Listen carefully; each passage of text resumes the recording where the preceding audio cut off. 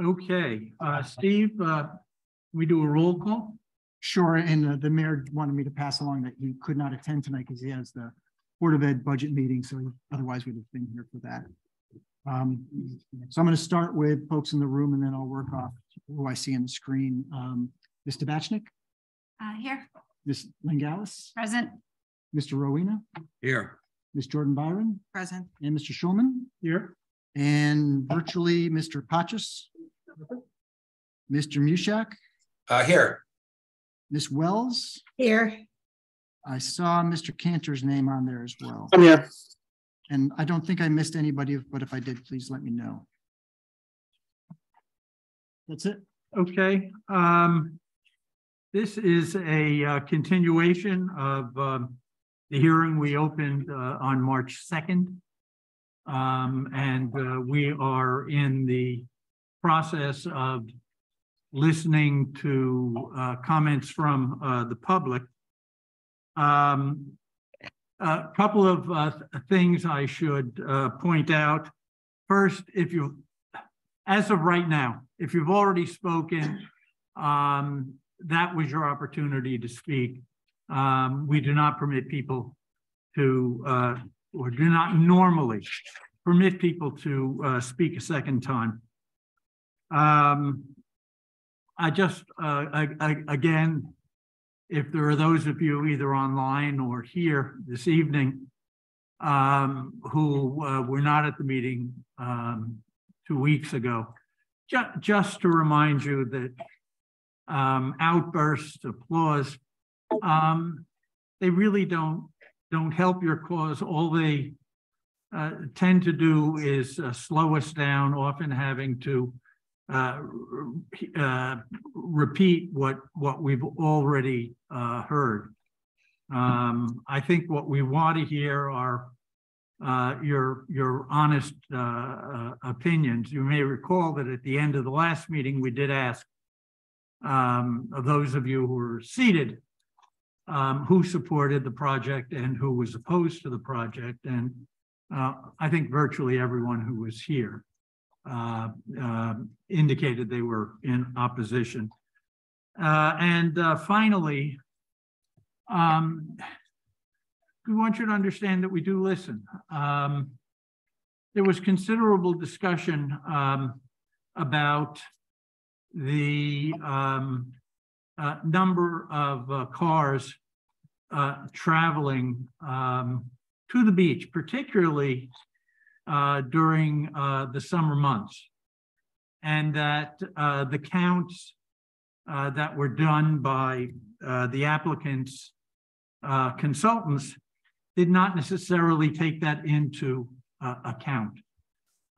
We don't know, because we're not traffic experts, precisely what that means. But at some point during this evening, we would like to have clarification on that from the applicant. To the extent that what the applicant has to say is new information that we haven't all heard before, anyone who spoke at the last piece of the hearing that wants to comment specifically and only about any new information that is presented by the applicant, we will give you an opportunity to do that. All right, and with that, as I think I've already mentioned, there is a sign-up sheet. I know the gentleman running our technical assistance is not happy about this, but I would prefer to continue to do this the way we did it last time, which is first have someone from the audience speak and then call on someone who is here remotely. I'll remind you that your comments should be directed to the applicant, not to us. We're here to listen to what you have to say and what the applicant has to say in response to your questions, your concerns. So don't expect that we're going to respond to your questions, and just remember to ask your questions of the applicants. And with that, Ryan? Sure. So for anyone from the public, if you'd like to speak and you're participating via Zoom, you could use the raise your hand tool now. It's at the bottom of your screen. If you're dialing on a phone, you could hit *9. And we'll start with our first in-person speaker, which is Tanner Thompson.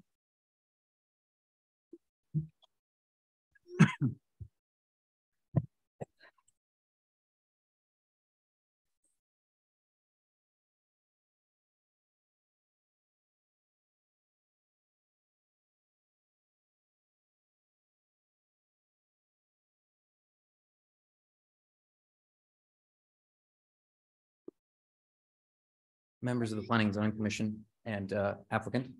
My name is Tanner Thompson. I'm a Norwalk resident. I live at 16 Hillside Place, number K5, which is in Golden Hill. Is this on? Yeah. Should I just speak closer to the mic? Okay. Let me know if I get too far. My name's Tanner Thompson. I'm a Norwalk resident. I live at 16 Hillside Place, number K5. I'm also the chair of the city's advisory commission for biking and walking, the Bike Walk Commission. The first part of my remarks will be directed specifically at walkability and bikeability, given that that's important to my role in the city. It's important, I believe, to the city's community and economic and public health success. And it's even been a stated concern of those opposed to the project. So without further ado, last summer, I was able to go to Harvard and attend a seminar on walkability taught by Jeff Speck, who wrote the book on walkability. It's called Walkable City. My trip was actually funded by the small administrative budget that the Bike Walk Commission has. So I think I have a responsibility to take the learnings that I got from that trip that the city paid for and apply it to projects here and share that with the city. So the sequel to that book, Walkable City, is this book, Walkable City Rules, which has 101 rules about how to make your city walkable. And so I'm going to briefly cite the rules that I'm speaking about as I talk about how this project does and does not enable walkability as proposed. So I'm going to go actually in reverse order of the rules and start with number 90, which is break up big buildings. Now, this is a little bit, this is breaking up in a different way than some people are asking for. This is talking about the facade of the building. And actually right here, I have nothing but praise for the project as is. The facade of the building is broken up into what it seems to be 5 or 6 different buildings. And that's exactly what the book talks about. The idea is that you can make it feel more like a village if you break up the facade, and that's exactly what the project does. So A+.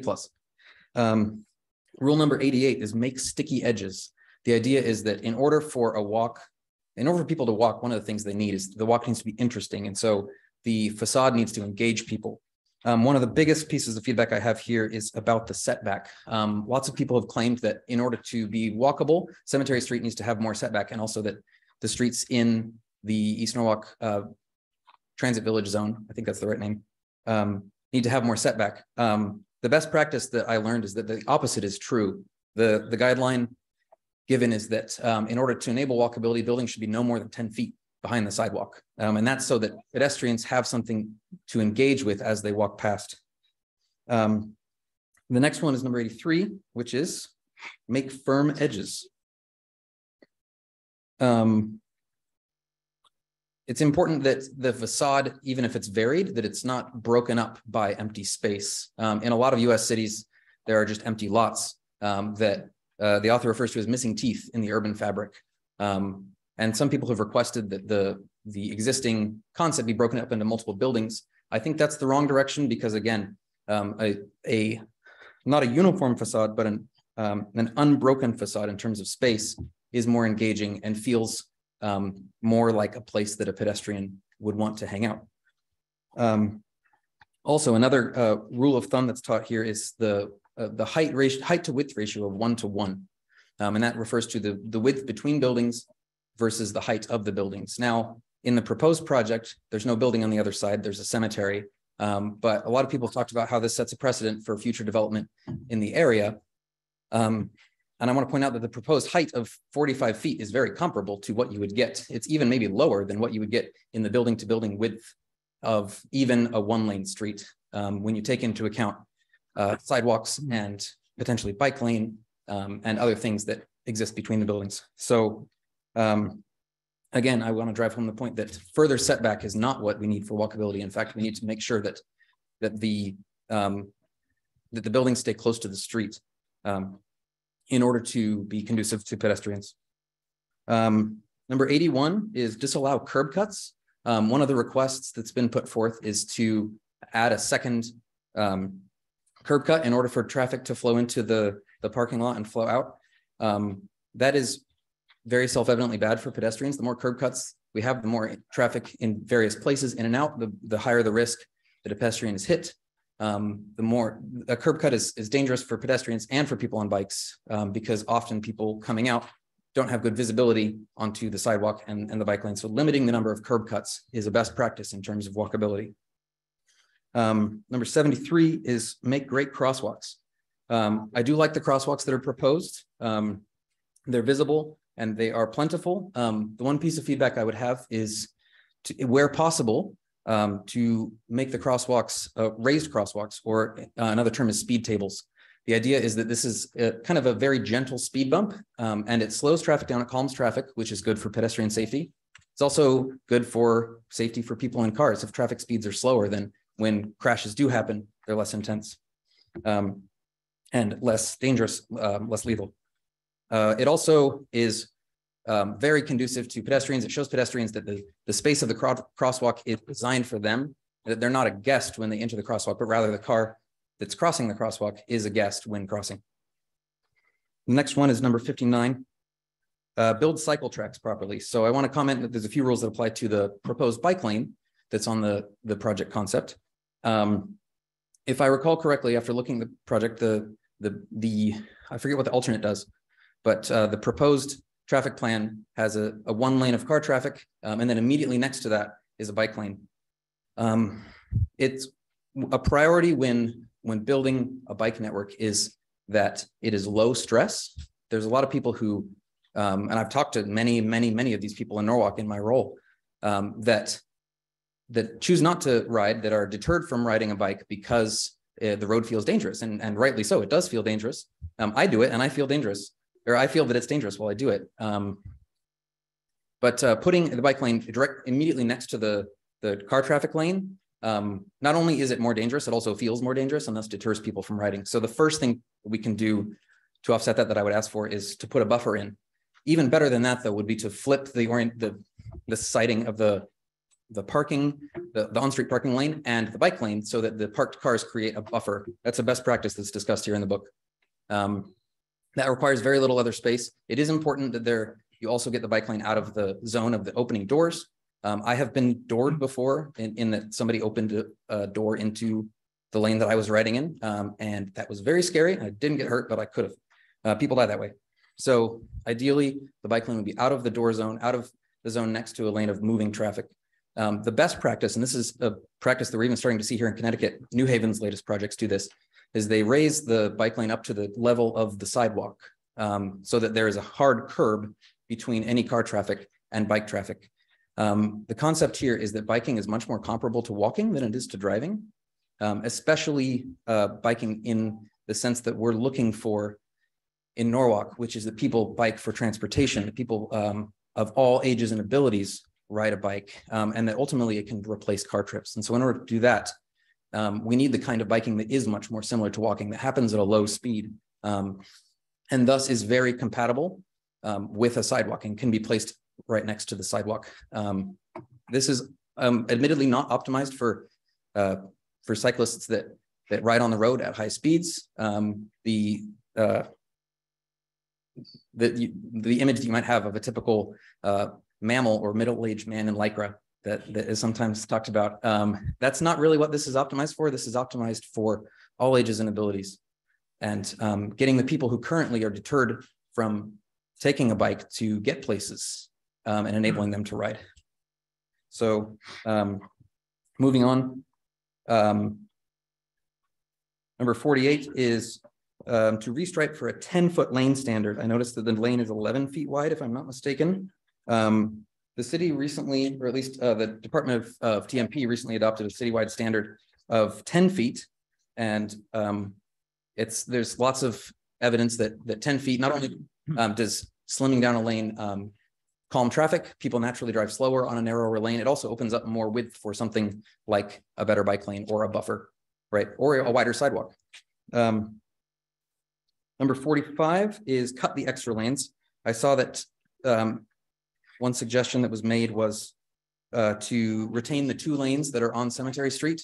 I think that that's the wrong approach. It was pointed out to me that the vast majority, based on the traffic counts that were taken, it was in March, but the traffic counts that were taken show that like 90 to 95% of the traffic that comes onto Cemetery Street comes from the north, from East Avenue southbound, and then comes through a 1-lane turn lane onto Cemetery Street. So we already have all the traffic that we currently have is already coming in through that 1 lane. And I think the 2 alternate traffic plans that we have both do include only 1 lane there. So if what you get, if you then open it up to 2 lanes, once the turn is made, is that people speed up because there's more room to drive. And that's a documented phenomenon in the research, is that when you add more lanes, that drivers feel comfortable driving faster. And I don't think that's what we want here. I think that we want drivers to drive at a proper urban speed limit, at a speed that is conducive to having pedestrians and bikes nearby. The next one is rule number 42, which is to challenge traffic studies. Now I want to make a distinction here. When I say traffic study, I mean a traffic forecast. The traffic counts that are taken, I think, should be taken at the very least for what they are, which is the actual number of vehicles that were observed in the time that the study was taken. But what we learn here from this book is to be skeptical of traffic forecasts. I'm going to read directly from here. How an engineer approaches a traffic study and with what attitudes and prejudices remains the most significant factor in how that study turns out. A very important concept here that I hope that the commission is familiar with is that of induced demand. The idea that essentially, if you build it, they will come. If you widen a road, if you add more lanes to a road, that will give more people an opportunity to use the road. And so even if initially it lessens congestion to add the lane, that the congestion will come back as more people decide to use that road. The opposite is true, which is that if you remove a lane somewhere, that fewer people will decide to drive on that road at the same time. People will switch to driving another time, taking an alternate route, ideally even taking another mode of transportation. And so I think that the idea that a traffic forecast is some scientific truth should be avoided. It's one forecast with a lot of assumptions, and those assumptions don't necessarily include the assumption that people will change their behavior given a change in the road design. So I urge you to remember that when looking at traffic forecasts. Number 27, nope, I did that one already. Number 20, coordinate transit and land use. I don't know if anybody else took the bus here, but I took the bus here. I've been trying to use the Norwalk Transit District a little bit more recently. The transit district does have a line that goes past this. If the transit district hasn't been involved in the planning here, I don't know whether that would be the responsibility of the commission or the applicant. But one way to offset the traffic impact of a project like this, especially in the urban core of Norwalk, which I'm including this transit village district in the urban core, is to make sure that the bus is set up to serve the needs of the people who are going to live there. You may be familiar with the transit district and the fact that they recently commissioned a comprehensive operational analysis, which will allow them, as needed, to redesign the bus network and take into account projects like this, where people may be able to replace a lot of their trips that would otherwise be driving with bus trips. Again, I'm not sure, I imagine that's the responsibility of the applicant. So I would urge the applicant to contact the transit district and see how their service can meet the needs of the people who would live in this building. Like I said, there is already a route, I think it's Route 7 that goes past, actually there's multiple. I took Route 11 here and I went past the project area. So there's at least 2 that pass by the project area. Number 16 is eliminate on-site parking requirements. This is something that I don't imagine can or will be changed before this project is voted on. But a best practice here that we learn is that in urban areas, eliminating on-site parking requirements does wonders for walkability. Now that might seem surprising, but the idea again is that if you build it, they will come. The more parking that's required to be built, the more that you guarantee that people will use that parking and that they will bring a car into the neighborhood, that they will bring a car when they move into the neighborhood, and that they will rely on that car once it's there. Of course, if there are no requirements for parking, you still will get parking built because people demand it. Developers will provide it to the extent that they believe it will be demanded. But I think that a lot of the concerns about traffic, hypothetically, a lot of the concerns about traffic from this project would be resolved if the project had no parking at all. Of course, that would create other concerns, and those can be resolved. And I won't get into that tonight because I don't think that really has the potential to happen at this project. But I would urge planning and zoning in the upcoming rewrite to provide more flexible rules around parking so that we can encourage, so we don't encourage as much people moving in to bring their car. Ideally, in a place like the East Norwalk Transit Village, that people can move in and depend on transportation options other than their car to get around. Probably what that means is that a 2-car household goes down to a 1-car household, but that's one less car in East Norwalk, which I think that most people in here can be aligned with that idea. Number 10, I'm almost done. Number 10 is do the math. This refers specifically to the financial math. The more, I'm going to quote directly from the book, make zoning decisions and municipal investments with an eye to net revenue over time from each acre of land. Doing so leads to walkable urbanism. I want to point out that what should be the obvious fact is that if the total number of units of the project is reduced, then that reduces the overall taxable value, which reduces the amount on the grand list. If we want to be able to fund more things in Norwalk without raising taxes, or if we want to be able to cut taxes without cutting services, we need to increase the tax base. And I hope that you all understand that. Number 9, fix your codes. The recommendation here is to eliminate single-use zoning and replace use-based codes with form-based codes. Again, this is more about the upcoming zoning rewrite.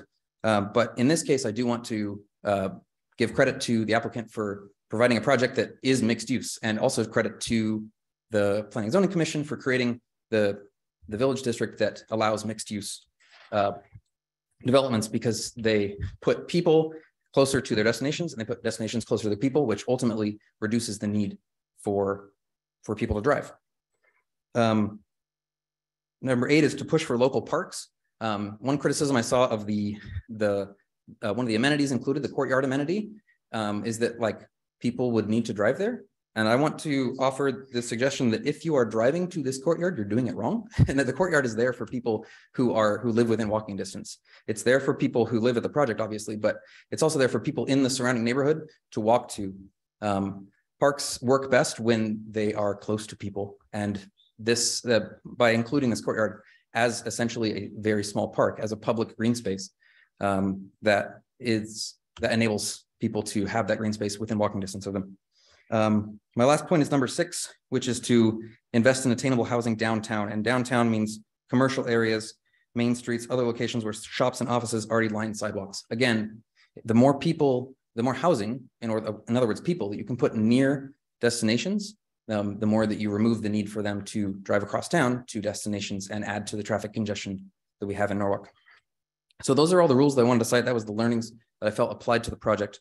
I have a couple personal opinions that I want to offer as well.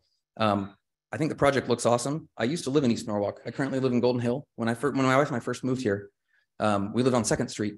And if I still lived there, I would be very jazzed about this project. I would want more things like the retail space, the commercial space that is part of the project. I want that to be within walking distance of my house. I would want more neighbors to be able to live near me. And I would want the improvement that comes from replacing the Wells Fargo that's surrounded by a sea of asphalt to be replaced with something like this. So I'm excited to see it. I've been very fortunate to be able to purchase a home here in Norwalk that my wife and I currently live in. Most people my age, in my generation, I'm 28, nowadays cannot afford that. And it's because we have systematically built too little housing. And so the price has gone up and up and up, which does, it benefits those who own property. I can't be too cynical because as property values around here have increased, my own property value has increased, which is great for my wallet. But it means that all of my friends can't buy houses and they can't start building equity, and that some of my poorest friends are having to move out of Norwalk because it is too expensive. Understandably, people are confused about how this project addresses that, because this will be brand new. It's going to be marketed as luxury. I would explain that all new housing is luxury unless it's explicitly subsidized, because new things tend to be nicer than old things. But it's been documented in the research that adding new housing, even if it's very expensive luxury top-end housing, does alleviate the demand pressure on the less expensive units. And so overall, it contributes to the affordability of a greater area. And that's what I hope, and I am confident will happen if we approve projects like this and other ones in Norwalk to start taking the pressure off of the demand side of the housing market so that more people can stay here. That concludes my comments. Thank you for listening. And I yield my time. Thank you. Thank you. Okay, next we have online speaker JJ. Sorry, Larry. Hi, I'm Joan McDonald. I lived here for about 22 years. I'm not at this meeting because of a form letter to dispute this or that. That was something that was brought up at the last meeting. I'm here and commenting for the comfort and safety of my 4 households, 2 on First Street and 2 on Emerson Street. And it really just comes down to 2 words: parking and traffic. As we know, the parking, there's been disputed. I'm not going to discuss the traffic study. We know that it's full of errors, at least from the perspective of people that live here and drive those roads. I just want to offer that parking doesn't really work the way in the suburbs, the way that I think some of the suggestions from y'all as project proposers have put out there. When people have visitors to their luxury apartments, sometimes those visitors, with vehicles spill out onto side streets. Most of these side streets don't have timed parking rules or permits. And naturally, as residents, we can't go park in the parking lot of this 103 parking spaces because that would be ridiculous. But of course, people generally tend to spill over into areas that are sort of the easiest way. And if there's some crowded parking lot with 1 lane that they can get in and out of on Cemetery Street, which is what the current proposal is, I believe, they're going to park on side streets. That's all there is to it. So I already know we have a parking crunch in East Norwalk. We don't need to add to it. I love the suggestions that we make East Norwalk more walkable and more amenable to not just pedestrians, but quality of community, essentially. I'm not going to go into that either, but to me, just some of the comments that were just made, and also the concept of how community actually happens in Norwalk, and in this case, East Norwalk, is one of the key reasons to just slow down the advancement of this project, reduce development. I just slow it down and make it smaller. I'm in support of the project. I just think making it smaller and slowing it down would be great. To me, this project is a partnership. It's a partnership between the as-is zoning regulations alongside private development under community scrutiny. And when I say community, I mean the people who live here, emergency services, visitors, newcomers. And so, yeah, we're scrutinizing, but we're also providing better ideas for development while we're also scrutinizing.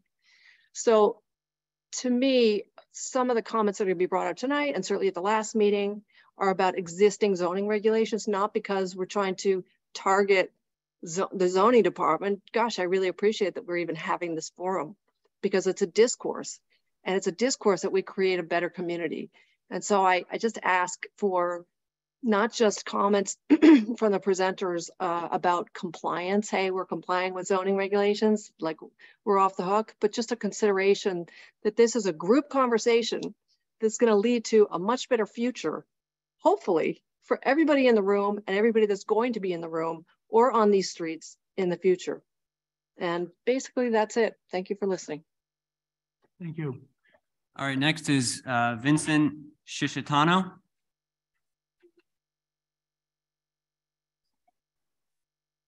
Good evening, everyone. Thank you so much. I'd like to thank the commission and the applicant for this project, the time they spent, the effort they put into this, and the design. I'm sure there was a lot of thought went into that. This is just an opinion piece, so I'm going to be incredibly brief. I opened my business in East Norwalk over 20 years ago. And at the time, my business was short one parking space. At that time, Fitch Street, where my business is located, had parking throughout. It was unrestricted parking day and night. And I was short one parking space, one. I had to come back to the commission, make a lot of concessions to get this through, get my business through. And I understood it. It was because of the impact on the neighborhood. The parking on the street was not considered parking space that I could use. Once again, it was a half residential neighborhood. I understood that. But fast forward 23 years, now we're actually installing on-street parking to accommodate a project that really doesn't have adequate parking. So I think it's kind of a question to ask how the priorities of the city have changed in 20 years. I mean, it used to be about the neighborhood and quality of life and in that neighborhood. Now we're adding parking spaces to a street that never had parking spaces before. So that's, you know, that's something to consider when we keep expanding this parking and parking and parking. But that's just my experience and comment about the parking. I mean, we can go into it forever, but like I said, I'm being incredibly brief. This is not about my experience and my parking. It's about the 100 people here. And it's about the hundreds of people behind them that sign petitions, have a GoFundMe page, are raising their own money to hire legal counsel to fight what they don't want. This is their community. This is their neighborhood. This is where they live. This is their homes. We don't need to take these people into consideration. We need to listen to what they're saying. It's their homes. I mean, it seems to me like right now, this is a case of the tail wagging the dog. I mean, we're supposed to be here to represent these people, how they want their neighborhood to look and how they want to feel and where they want to live. I mean, we have a lot of people that live on Mill Pond and they bought their homes because of the tranquility, the peace of the pond in the backyard. And, you know, that's understandably that's going to change. So I don't want to take a lot of your time. I just want to urge you to take these people's thoughts, considerations, and desires and what they want their neighborhood to be like into consideration when building a project like this. That's all I'm asking. And I think the people who live on Mill Pond, perhaps, you know, their lives would be disrupted, their properties would be disrupted, their views, the homes that they purchased because they want them to stay that way. Perhaps they should be compensated for what's going to happen. But that's a conversation for another evening. I thank you very much for your time. I appreciate it. Thank you for all your hard work. Thank you. Thank you.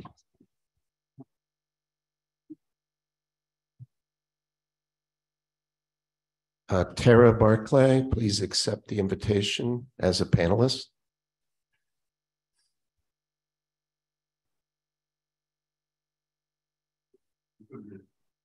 Can you hear me? Yes. My name is Tracy Barclay and I live on Cove Avenue in East Norwalk and have been a resident here for almost 17 and a half years. And I've been involved with ENNA over many years.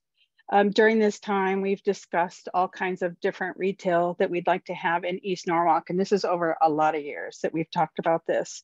We are not against the development, and we would most likely to see more neighborhood retail, especially after the building that's over by the cemetery next to Rio was burned down and never replaced. So we'd love to see some retail. However, this plan does not accommodate convenient retail access with current parking limitations, especially with Sweet Ashley's on the opposite corner. This was spoken to during an ENNA meeting in 2020 that was on Zoom by representatives of MF Descala and Company, who are real estate and investment bankers in our area. And I'm going to quote them verbatim.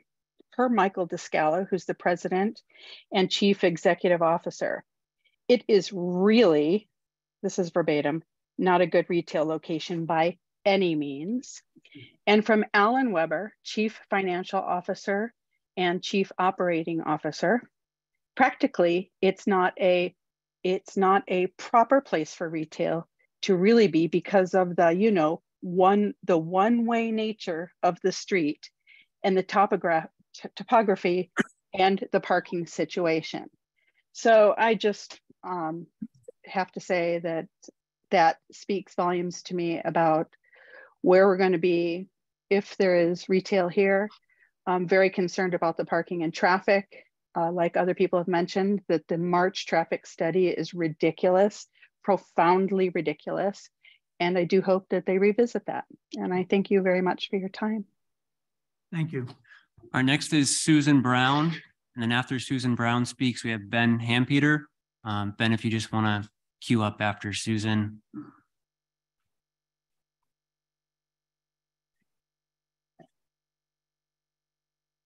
Hi, I'm Susan Brown and I live at 3 Spar Road. I also would like to be very brief and I want to comment on the proposed road changes. To me, it doesn't make sense. The city encourages out-of-towners to come to the beach. We have a large amount of additional housing units all over the city, in addition to this Mill Pond project. So the number of cars using this road is increasing constantly, it seems.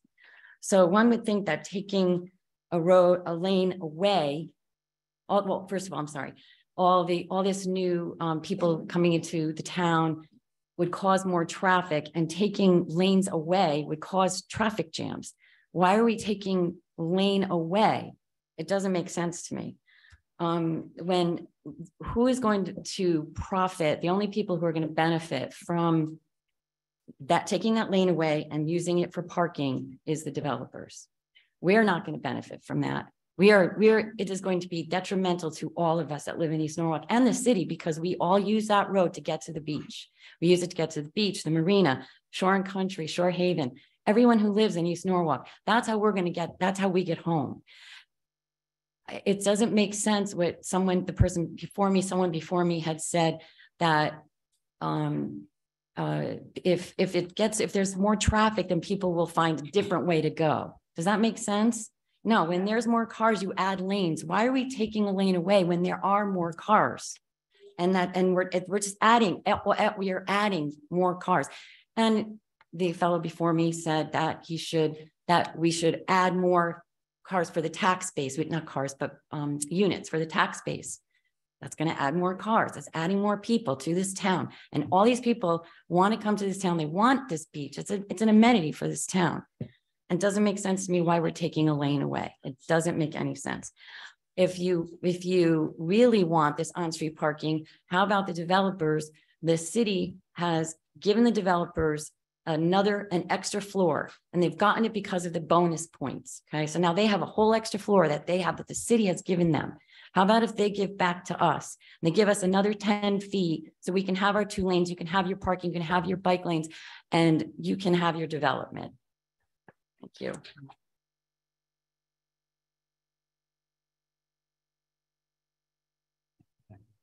Thank you.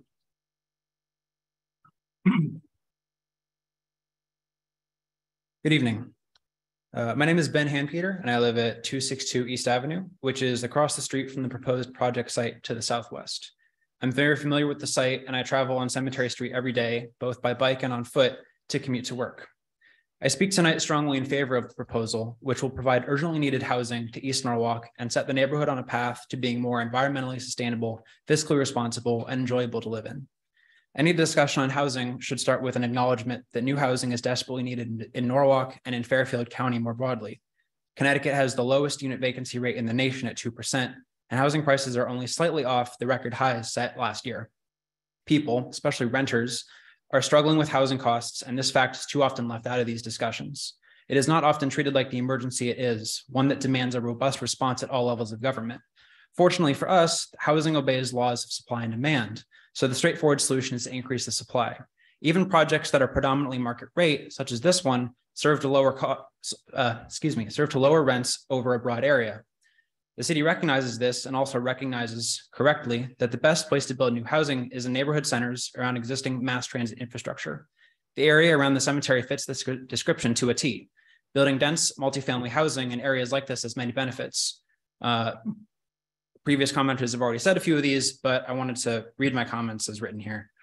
First, it promotes fiscal responsibility by increasing the city's tax base without requiring major new infrastructure projects of the type required by new single-family developments. The Mill Pond proposal doesn't require whole new roads, whole new water lines, or whole new power lines. In cities all over America, urban areas subsidize suburban ones by making more efficient use of their infrastructure. People who are rightly upset that the city never seems to have enough money to fund all of its priorities should support the Mill Pond proposal and others like it. Second, it promotes environmental sustainability, both by reducing transportation emissions and household heating and cooling costs.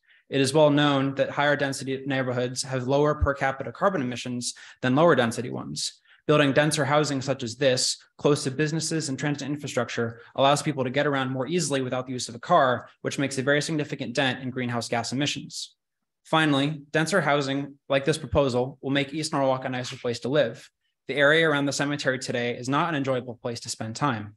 It is loud, it is dangerous. There are cars flying down the road at every turn.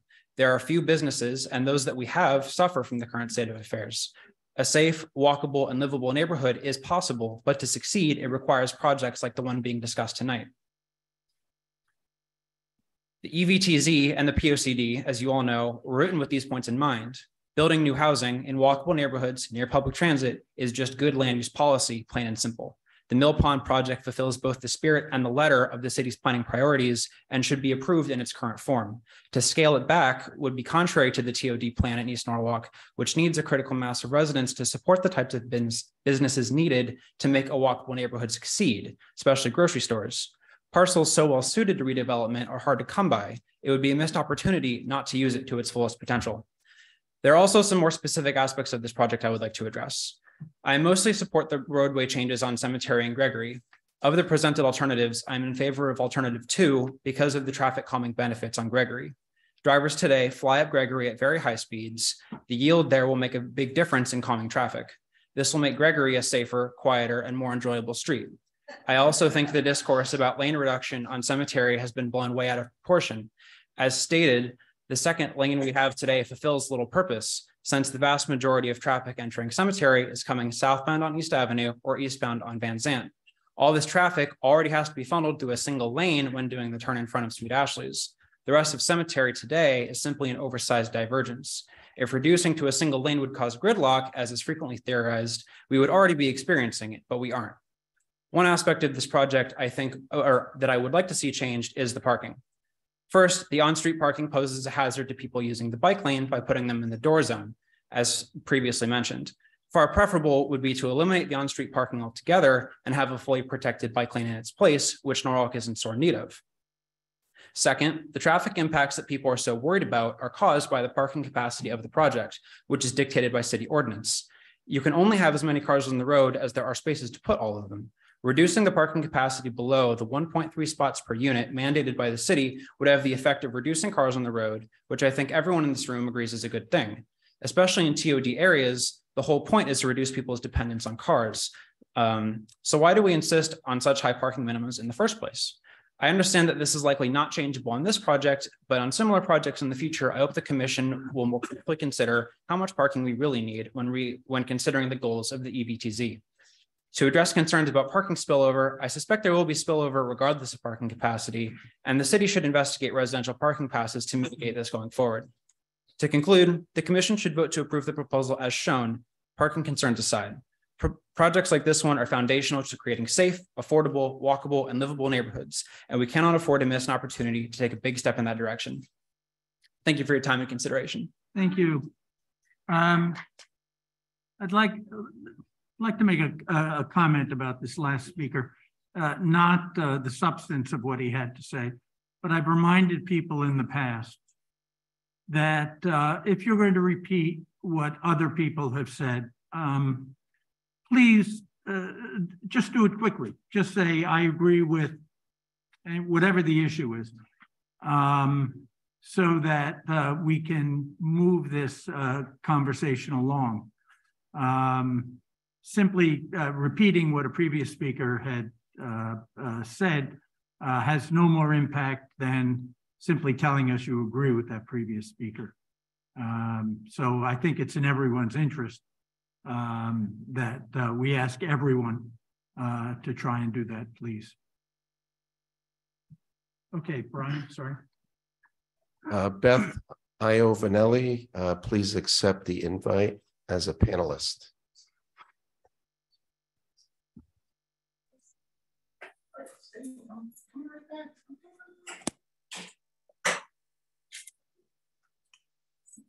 Please go ahead. Hi, my name is Beth Ivanelli, and I am a resident of East Norwalk. I live at 16 Cove Avenue, and I am also a business owner. I recently opened my business, Milk Street Lactation Consulting on Cove Avenue. And as all of the people who live in East Norwalk know, there's lots and lots of traffic. And my concern as a business owner and as a resident is the increased traffic and just the impact it will have on increasing the number of people and the number of cars coming into the East Norwalk area. I think as a broad concern about the city approving apartment buildings, it seems like every other week, I'm concerned for the infrastructure and schools and hospitals and, you know, just all the care in general. So I know that we're well beyond that concept, but as a business owner, as I said, in the area and a resident, I'm very concerned at the traffic impact it will have on the area. Thank you. Thank you. Our next two speakers are Scott Goodwin and then Amanda Seroff. If you want to queue up behind Scott.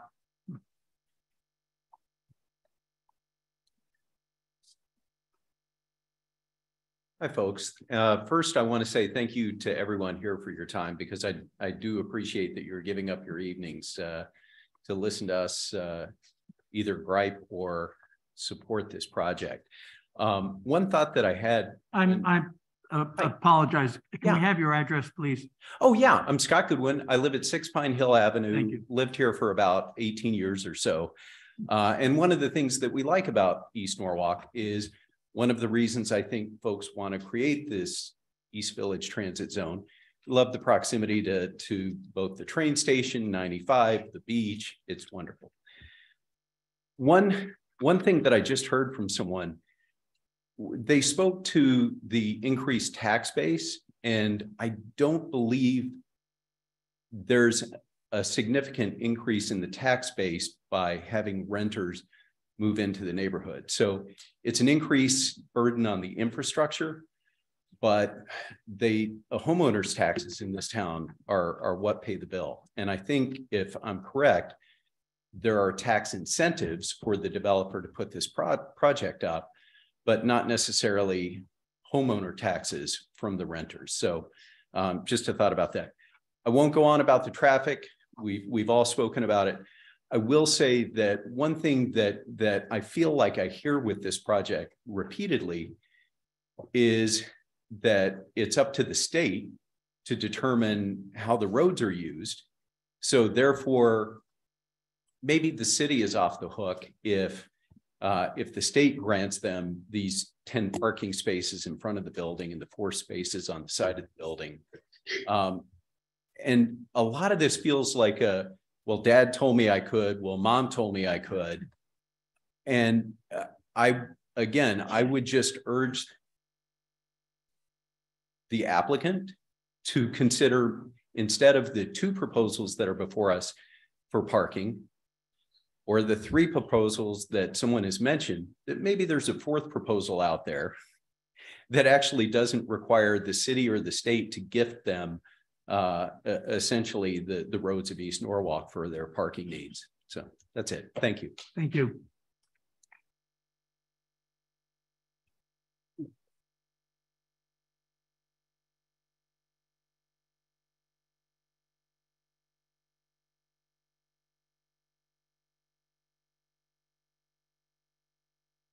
Randa Rodzinski.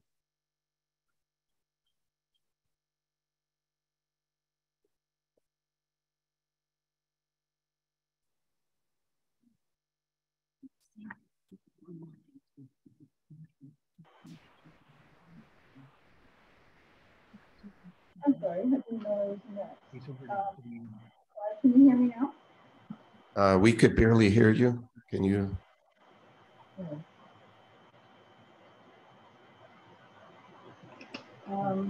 If you want to have me go later, I'll go get a microphone or something. Can you hear me now? It sounds like you're underwater or something. It's very muffled. One moment more. Sorry for your time.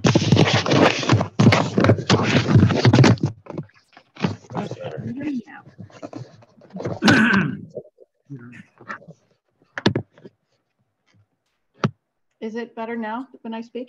Yes, it is. Okay, I'm sorry. I'll probably go off camera here just so I don't get too nervous. My name is Randa Rajensky. My husband, Craig Nelson, and I have been here for over 30 years. We live on Oldwell Court, which is, as my neighbor Jim Anderson said, we would be looking at our front doors at this construction. I have some good things to say.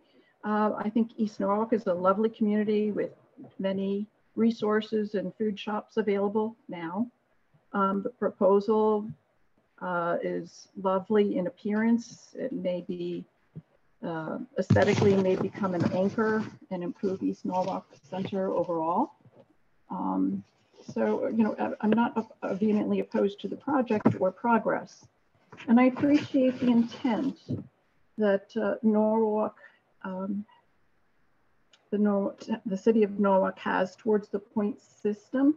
The intent is to give some, take some, you know, is to have some incentives to give back to the community. And I think it was well intended. But beyond that, I have many concerns and I hope I can cover them briefly now. I'll skip the traffic part. It's been covered. I'm going to talk more about parking than anything, but there was a discussion about 4 extra parking spaces on the side that is across from Sweet Ashley's. I don't understand how anyone would approach that and what kind of traffic study there was there, because that block is a 2-way street. So would they be pulling on and crossing traffic to park there, or would they be going around through the neighborhood on 1-way streets and come back up to it? That seems a bit awkward, and I don't recall in the plans how that was addressed. So I'd love to learn more about that, whether the cars have to come through Van Zant and Osborne and Cottage Street to get there, to park in the correct direction when they pull in parallel there. Let alone I'm not in favor of putting up our streets for parking spaces. But that aside, there's a lot of imagery in these drawings and renderings about this beautiful development, which it is, but the boardwalk on the pond, it seems to be a feature that, as far as I know, does not exist and is not planned. Yet it's prevalent in all of these drawings that there's this beautiful walkway, boardwalk, and park at the end of this property. And I don't know that it has been, I know that the developer was offering to gift the town some money to build it. I don't know if the town has agreed to such an arrangement. Does it include a lifetime for utility and security? It could be quite secluded hangout there where police drive-bys are not possible. So we build something, we then have to protect it for ever. And I see it as a hangout and a liability. And unless a policeman gets out of his car and walks down through the property to see if anybody's there, it will become a hazard to us all. People seem to believe that the few feet at the property's south edge is the extent of the tidal pond. Actually, about 1/4 to 1/3 of that whole property was marked as protected wetlands. But this was paved over years ago by a previous generation. Mother Nature knows this land is hers. I've seen water covering the entire south back lot to the drive-in teller lane at the bank property 3 times in the last 30 years. For those who see my letter that I've sent, their drawings, et cetera, et cetera. Basically, the entire back lot behind the bank, if you were to drive into the teller in the back, your tires would be wet, but everything else drops off substantially after that. And all of that is underwater every 10 years. It's not a 100-year flood. And you know, the 100-year floods are more common than not these days. So because of the grade, I imagine that would be 8 or 10 feet of water where the oyster barn is proposed to be.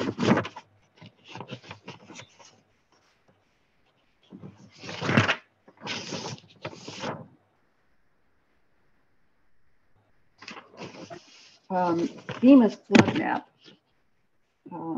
is published to show that it could, and I assume this is the 100-year flood, I don't know, but FEMA has a flood zone going all the way out past the bank to the street, to the Cemetery Road. That's over half of the property. I don't see any of this flood zone depicted on any of the plans.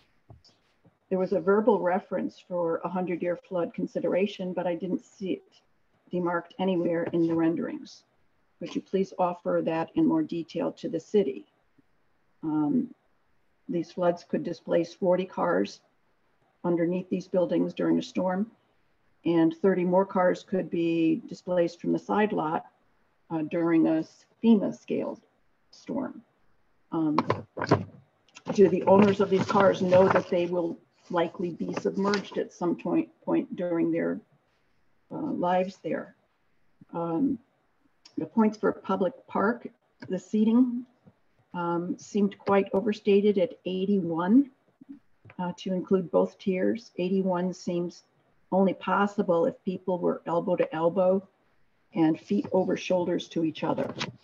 That just, I can't see how that would be possible. The point system was well intended, but we give away what is not theirs and what is not theirs. Will the upscale units get more than one parking space?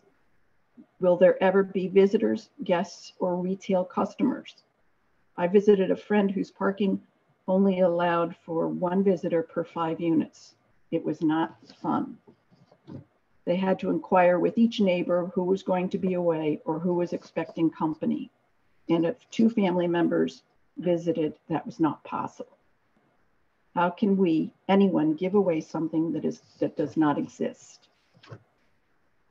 Norwalk may decide to reroute traffic or provide more church, retail, ice cream parking, parlor spaces to ease congestion. This is something Norwalk can do. But that's entirely on East Norwalk, on Norwalk's management for East Norwalk's benefit, not for the developer's benefit.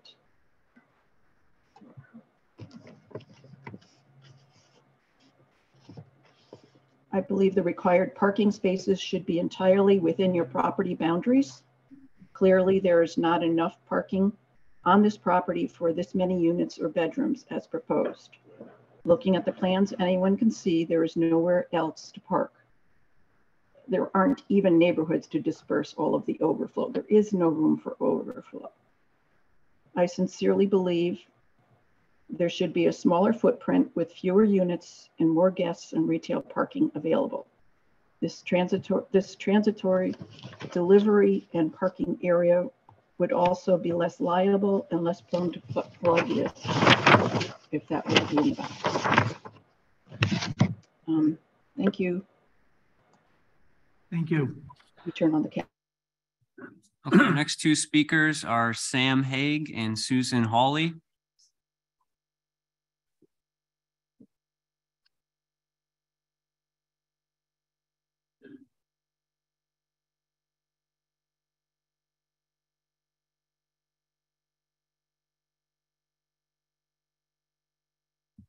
Good evening, Sam Haig. Can you all hear me? Yeah. I've been a Norwalk resident for 45 years with my wife. We own a home on 13 River Drive in the Marvin Beach section of East Norwalk. The first thing I'd like to say is the city needs to invest in a 21st century sound system in this room. Some of you I notice here, even on the commission, are looking at the phones, doing some more. I don't blame you. To listen to a lot of mumbo jumbo is hard to do. I get it. And I apologize if you all can't hear me clearly. I'm actually here to speak in favor of the project, so long as it is scaled back. Fewer units, a lower height, with more parking on site, and leaving the Cemetery Street 2 lanes. Providing the zoning variance to allow for squeezing this proposed massive 45-foot high structure onto this small site, which backs up to single-family homes across the pond and right next to it, totally changes the character of the area. It sets the precedent for future development all up and down East Avenue.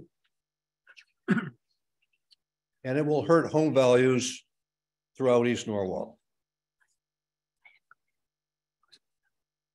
I don't want to go and beat to death the traffic issues, but actually it should be beat to death.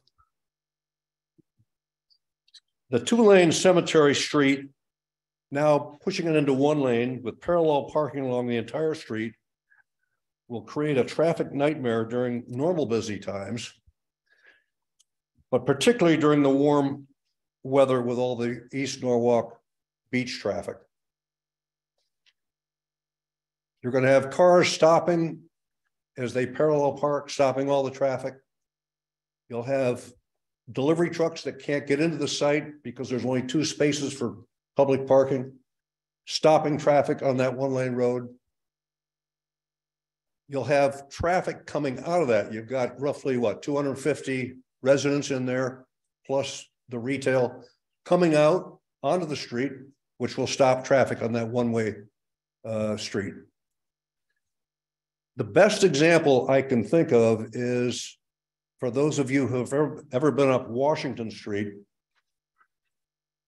which is 1 lane each direction with parallel parking at a busy time.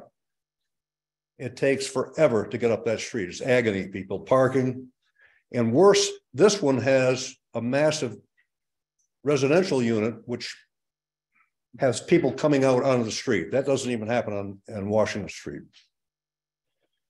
To make matters worse, the clearance of the East Avenue Railroad underpass is being increased. It's being increased to let tractor trailers now come straight down East Avenue into that traffic jam. I don't think that's been addressed, certainly in the traffic study. As you said, I think the chairman said earlier, the traffic study needs to be redone during summer beach traffic. And I think it will show this is just not a workable plan. Look, if the developer will just scale back the project to a reasonable density, put retail on the ground floor that the neighborhood needs, maybe a bank and a small grocery store with enough parking spaces on the site to accommodate the retail, not on the street, and keep Cemetery Street 2 lanes. I think most of East Norwalk would join me in supporting the project if it came to that state. Thank you for your time. Thank you.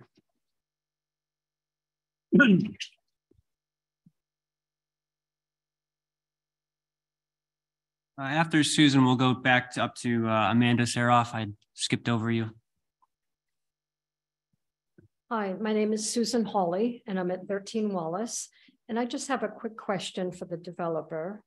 This project is so dense and so huge. I'm wondering if they're looking at it as a way to satisfy the 830G Affordable Housing Act. And will he be offering 30% of the units at below market, as other developers do when they go into these overly developed projects? They get through zoning because they're adding 30% of the units. So I'm just wondering if that's what's going on here, why it's so big. And if love to have it scaled back, and like Sam Hague said, I do love it, but it's got to be much smaller to fit into the neighborhood. Thank you. Thank you.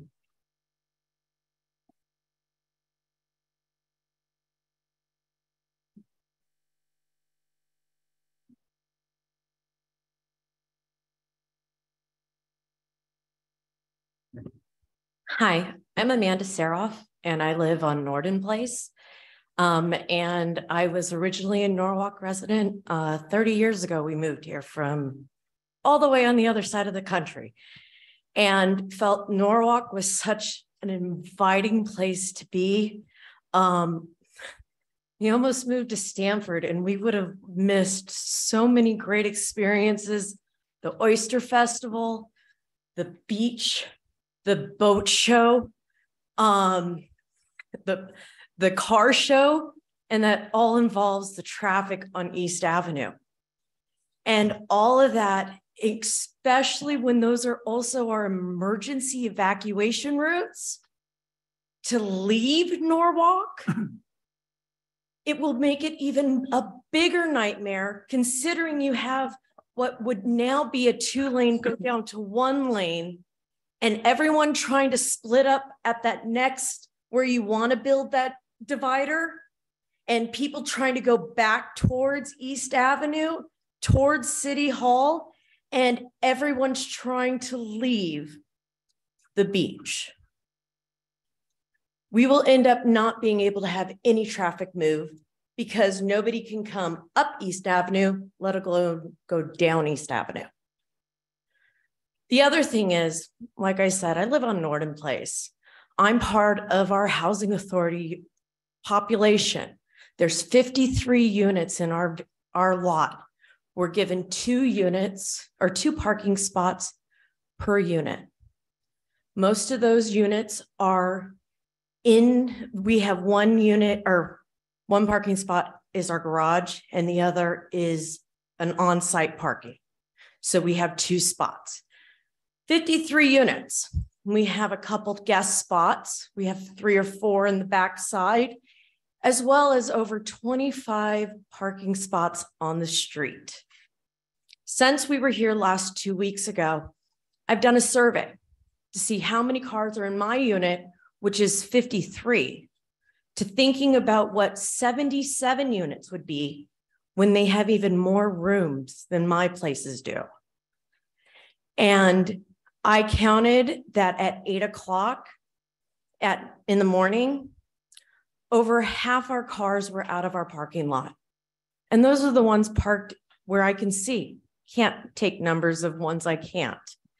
But that also included the street. And of those 25 spots, 10 of them would already be taken, they're already gone. So to say that only 17 cars would interfere with traffic jams at a 77 unit place, when we have 100+ cars at our place at that same time period, doesn't make sense. And to speak of it, even size quantity, Woodfield Commons is on 7 acres, just over 7 acres. I looked it up in City Hall yesterday here. It's just over 7 acres, and we are on wetlands, just like what you guys are wanting, what the developer is trying to build. Problem is, we're on 7 acres. Cemetery Street's on 1. 53 units on 7 acres. And this is part of what Norwalk built for people, part of the housing authority. This is what Norwalk did to help bring people in that could afford Norwalk again. Because right now, these new development, what people are wanting to spend is nowhere near where we could afford. And I'm lucky that this was there for me and my son, because if not, I couldn't live in Norwalk anymore. And I love East Norwalk. This has become my home. My blood is California, but my heart's now here. And my heart screams at the fact that our children, our schools are going to get overpopulated. We haven't even talked about how many kids will be going into our school district. When the Avalon buildings on Norden were built, they said 7 students would be joining the Norwalk school system. As the audience has now laughed, no, it's been approximately 7 students a grade. And our overpopulation of our schools we're busting at the seams already. And these 77 units have 4 bedrooms, which means they're going to have families in them. The 3 bedrooms, the 2 bedrooms, even the 1 bedrooms, even a studio apartment. Our kids deserve better. And this is supposed to be a 3-story building. We're not including the parking lot that would be the 4th story below, because you're having underground parking, and that doesn't have any building structure next to it. So I'm just asking to keep and I'm not opposed to building up. I'm not. I think if this was a 33-unit place, it would be doable, because that means what was quoted the first day that we were here, the first person that spoke, it was an attorney, I believe, said that we are supposed to get 1.3 cars per unit. You multiply 1.3 cars by 77 units, that's 100.1 parking spots. That doesn't include the shopping. That doesn't include the 3 public spots that were given to go enjoy something that should be what should be part of the developer's mind to begin with, not just there for the cost to get something out of it. I want my son to stay here. But right now, with the congestion that's happening down in East Norwalk and in Norwalk in general, because we keep building and building and building and thinking it's not going to cause havoc in our community. And then once it does, go, oh, well, it's done. We'll just have to deal with it. That's why we're here now. We're trying to deal with it before you end up having, as I was on the Zoom call, the other gentlemen had said, it'll be great because it'll invite people to do less driving. What grocery store is in walking distance of East Norwalk? What hardware store?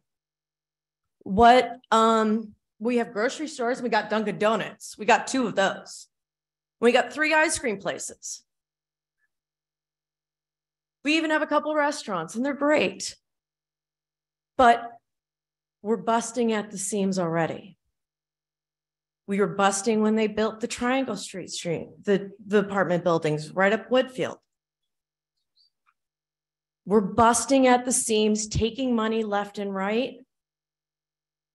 But in the long run, the kids are the ones getting hurt, because the kids are losing their education, because their education is getting shorted, because there's too many kids and there's not enough teachers and there's not enough money. For some reason, there's not enough money for those kids to be going to school.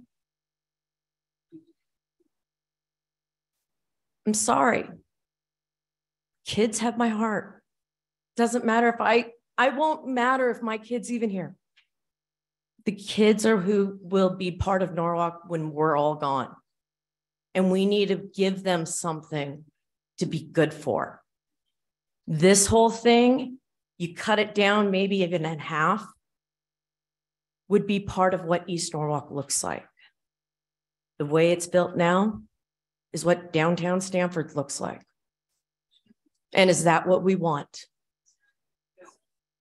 That's what we're getting. Thank you. Thank you.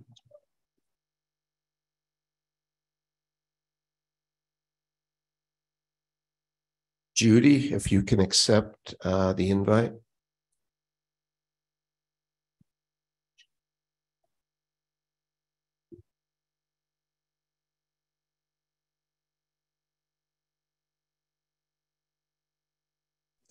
Is it my turn? I can't hear anymore. Anyone there? But I don't want to go over anything. I've been sending a couple of emails. My name is Judy Harris. I live at 7 Pequot Drive. And as you can see, I'm older. I am also disabled. The letter I wrote before, I was really gratified to see that a number of the points I had gone over had been raised. But seriously, I looked at the traffic, the parking lot, and there's one handicap spot. And it just seems sort of inadequate to me, especially if there's retail that is going to be part of this. The second thing I wanted to mention is walkability. When I was young in my 20s, my husband and I used to walk everywhere. We would come home on a Friday night. We lived in Stamford, walk from one side of Stamford to the other side of Stamford. Can't do that anymore. Never walked home with groceries. Now, one thing that bothers me is I go to therapy down West Avenue, and every time we go, we drive by what I call the Tyvek structure, which was built on a city parking lot. And there was supposed to be parking underneath. And it turns out if anybody was going to finish that structure, there wasn't enough parking. And the restaurants, forget it. So what happened was the Tyvek structure is still there, but the beloved Garden Cinema that was right near Pontos was torn down to make space for parking for the Tyvek structure if it's ever finished. And I've heard a lot about the parking. I myself am very concerned because at my age, disability or not, I don't go places unless there is adequate parking. I sent an email earlier today responding to something I heard with the Spartan that there would be one handicap Spartan. No, I was going on, I'm diverging. My other comment was on the enjoyment of the amenities. And I noticed when the presentation was done that the enjoyment of the gardens are from one street, and to get to the grand staircase area and the pier out into the mill pond, you have to go from the parking lot. So they're not connected. So if I went to just enjoy that or even see, I would have to go in one side, go around the building, and at the other side. I mean, I do ambulate, and I ambulate well, long distances, very slowly. Also, one more thing, I am a biker, a bicyclist.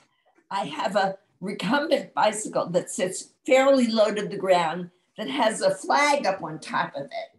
But there are places I will not go because I am down so far, even with the flag and my strobing helmet.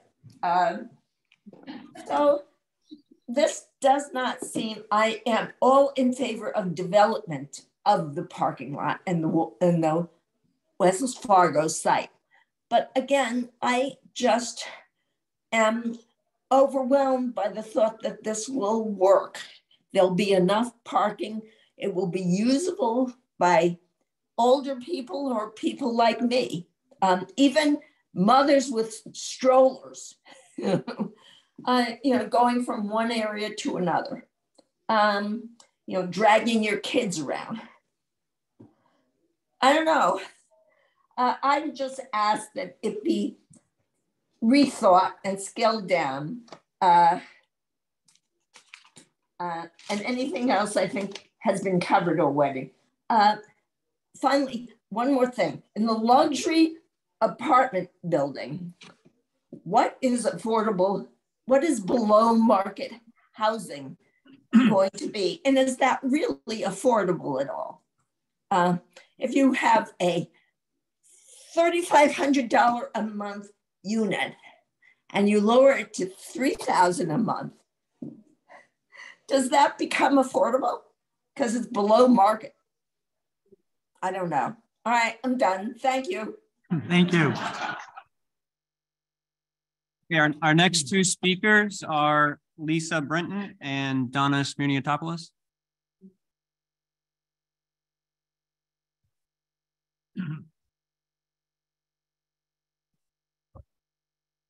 Lisa Brenton, 19 Shorefront Park, and I've been a resident here in Norwalk for about 25 years.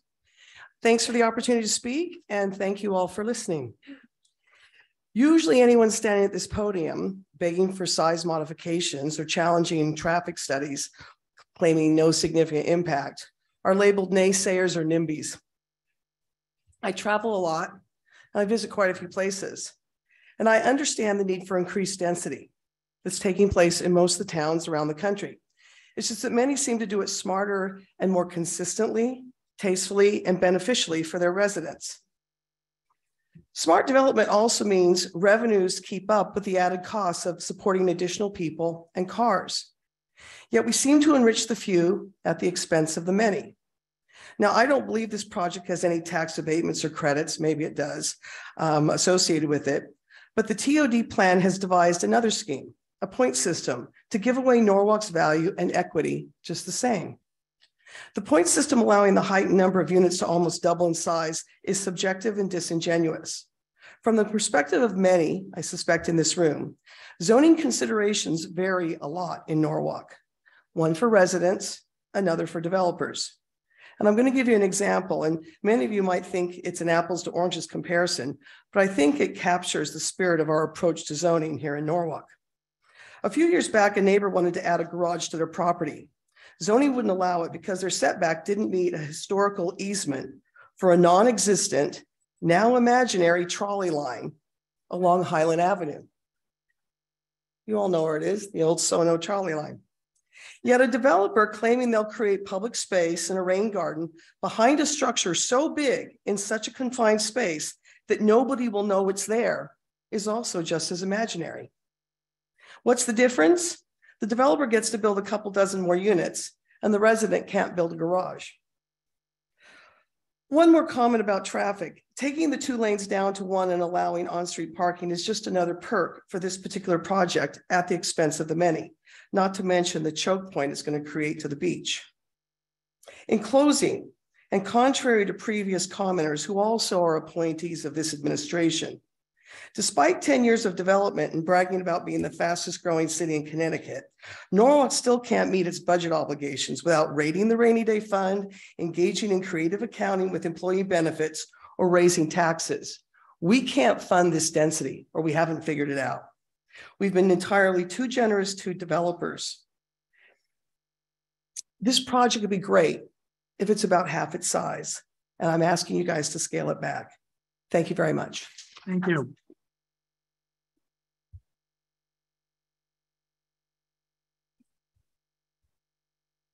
Good evening, Donna Smirniotopoulos, 18 Shorefront Park.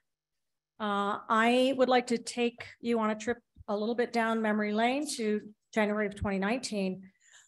There was an organization, it's gone dormant, called the Coalition of Norwalk Neighborhood Associations. And we were very involved in the development of the plan. I'd like to say we were involved in the development of the plan of conservation and development. Unfortunately, the ideas that we had for what we would like to see Norwalk look like in the future didn't make it into the final cut. So I'm going to read a little bit of that to you. You all received it by email today. I'm not going to read the whole thing because it's too long. Dear members of the Planning Commission, on behalf of the Coalition of Norwalk Neighborhood Associations, We would like to thank you for your service to the city of Norwalk and your dedication to producing a comprehensive citywide plan. A plan for the next generation should be more than aspirational. Such a plan should help guide and inform the decisions of our land use commissions in order to advance the best interests of Norwalk stakeholders. Many of these stakeholders live in our constituent neighborhood associations, the same neighborhoods who gathered over the better part of a year to participate in Stantec's POCD workshops. Recognizing the complexity of planning for the next 2 years, where even minor misjudgments may cause irreversible negative impact, the 2018 POCD needs careful consideration and your urgent attention. We would like to offer the following suggestions as you revise the draft of the Plan of Conservation and Development. We feel certain you appreciate the value of residential property owners to the vitality and economic resilience of the city now and into the future, and that you will consider our suggestions seriously as you finalize the POCD. It is the consensus of our membership that the fine-tuning currently planned is insufficient. As such, we would appreciate a special one-on-one meeting with the council and Stantec to exchange views and to cover the following issues in open dialogue. That meeting that we asked for never happened. I want to focus on item 2, growth. The plan focuses on growth without first defining goals for growth. How big is Norwalk? What are our optimal population goals? Does the POCD adequately address the needs of existing residents as to infrastructure, health and safety, quality of life, diversity, amenities, and aging populations? Number 3 was balance.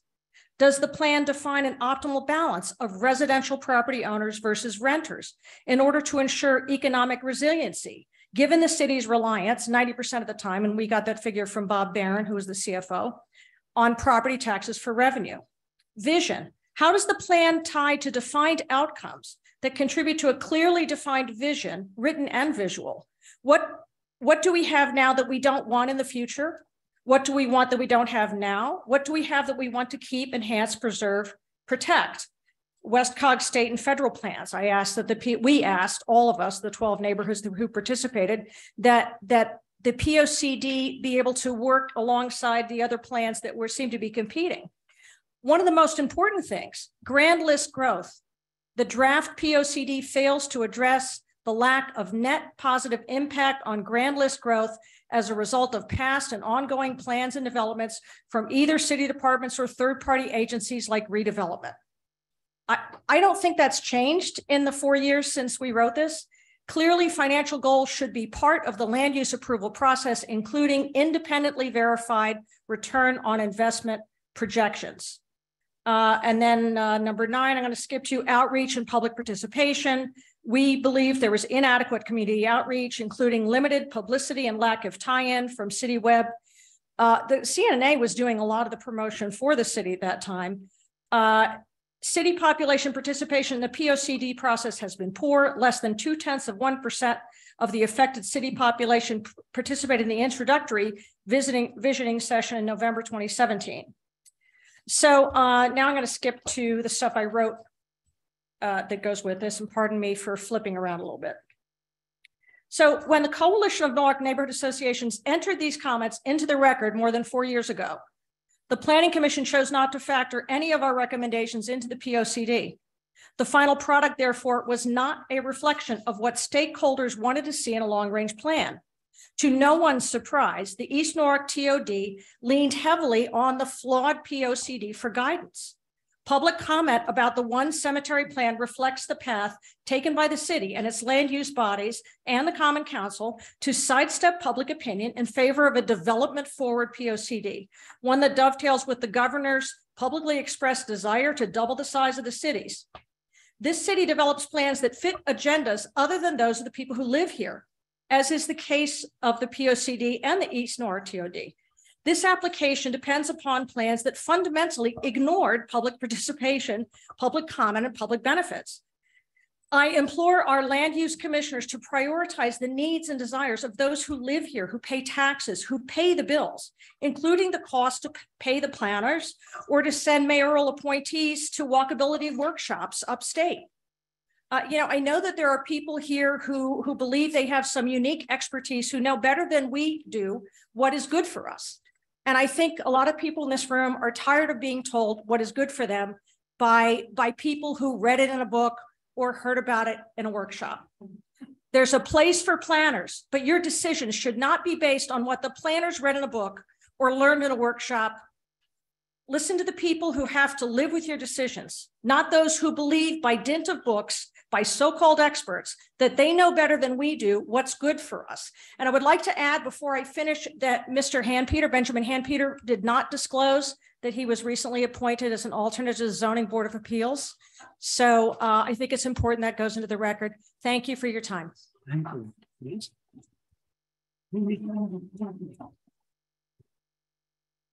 Our next two speakers are Cleo Renee and James Mitchell.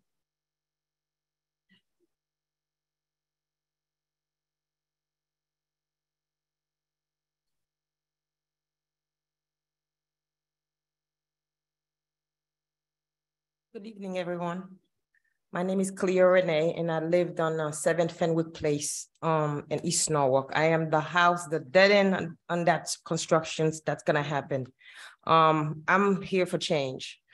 It's all good, but 76 units, 77, whatever it is, it's the same thing.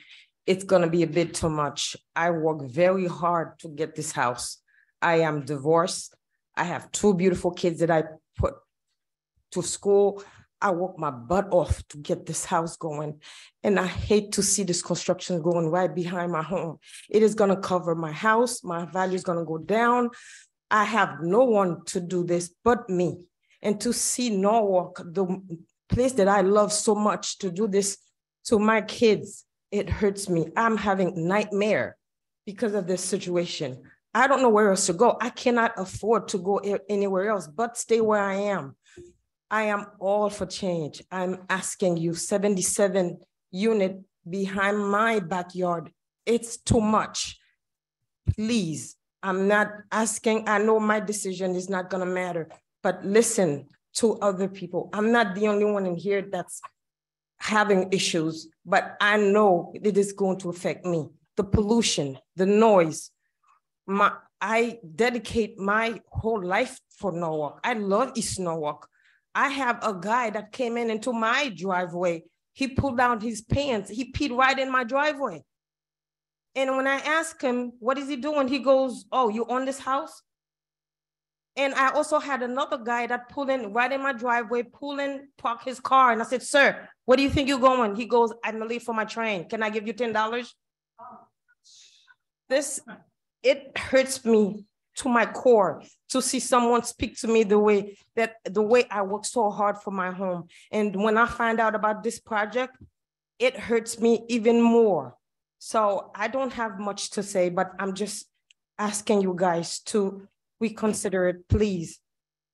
I'm not begging.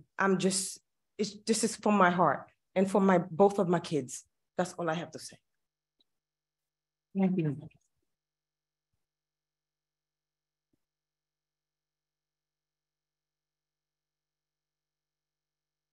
Well, the emotion in this room is extremely palpable, and I'm sure everyone here can feel it as well as see it and hear it.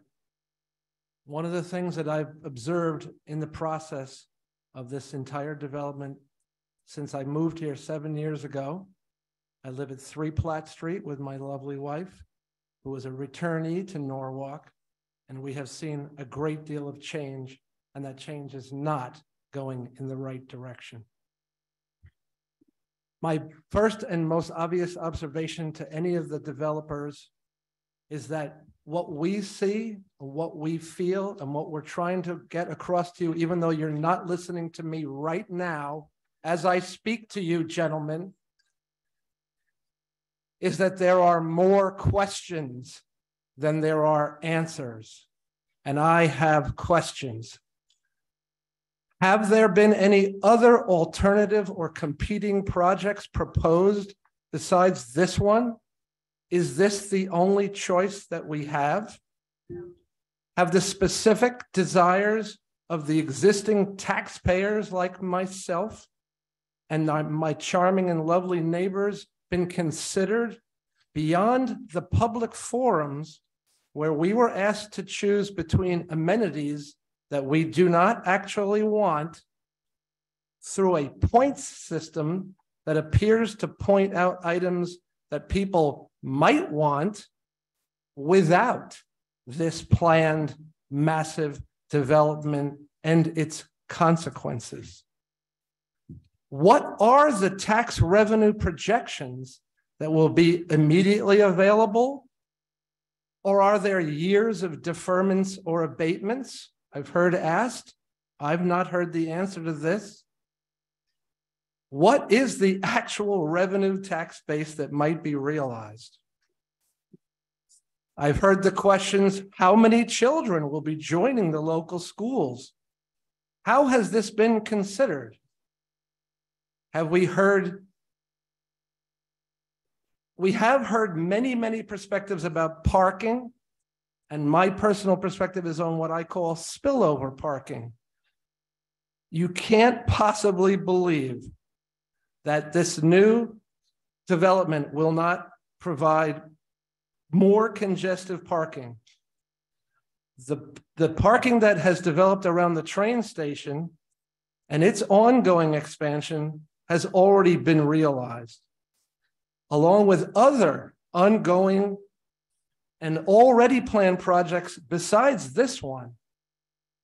You've just heard more reasons from more local reasons not to build this project, and I haven't heard through great reasonable and constructive expression of reasons why this is a desired project beyond the short-lived and private profits of the developers. I've spoken with the new current residents that have moved into the new Brim and Crown development, and these are not the affordable residents you just heard one speaker state that are desired, but are luxury price spaces that are bringing more than the 1.3 cars to the community as planned. The best expression that the community has that you've heard over and over here, and I'm saying it one more time, is to simply scale it back. I myself do not look forward to this new construction.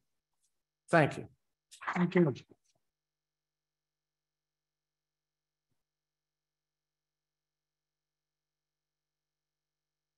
Betty Bono.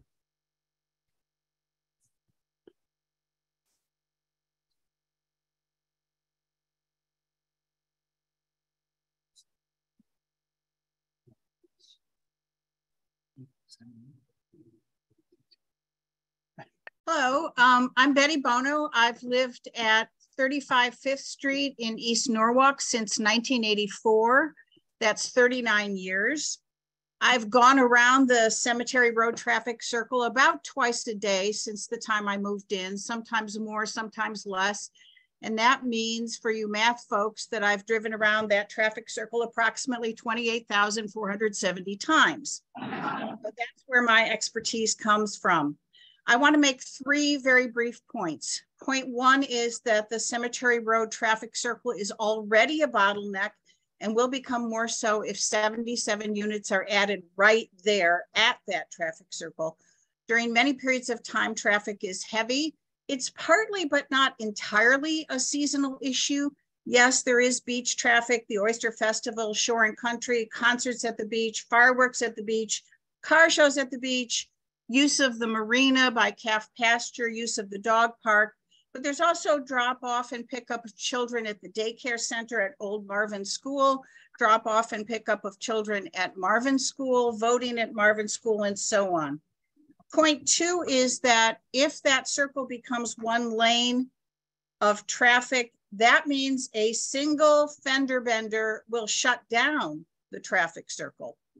Point three, I'm concerned that the use of bonus points has increased this plan from 44 units, which would be allowed as of right, to 77 units. That's 33 bonus units, a 75% increase, and I believe that's excessive, especially given that the residents of this project, as I said at the beginning, would be needing to get in and out by use of that traffic circle. Thank you very much. Thank you. Okay, our next two speakers are Sarah Hunter and then Peter Tucker.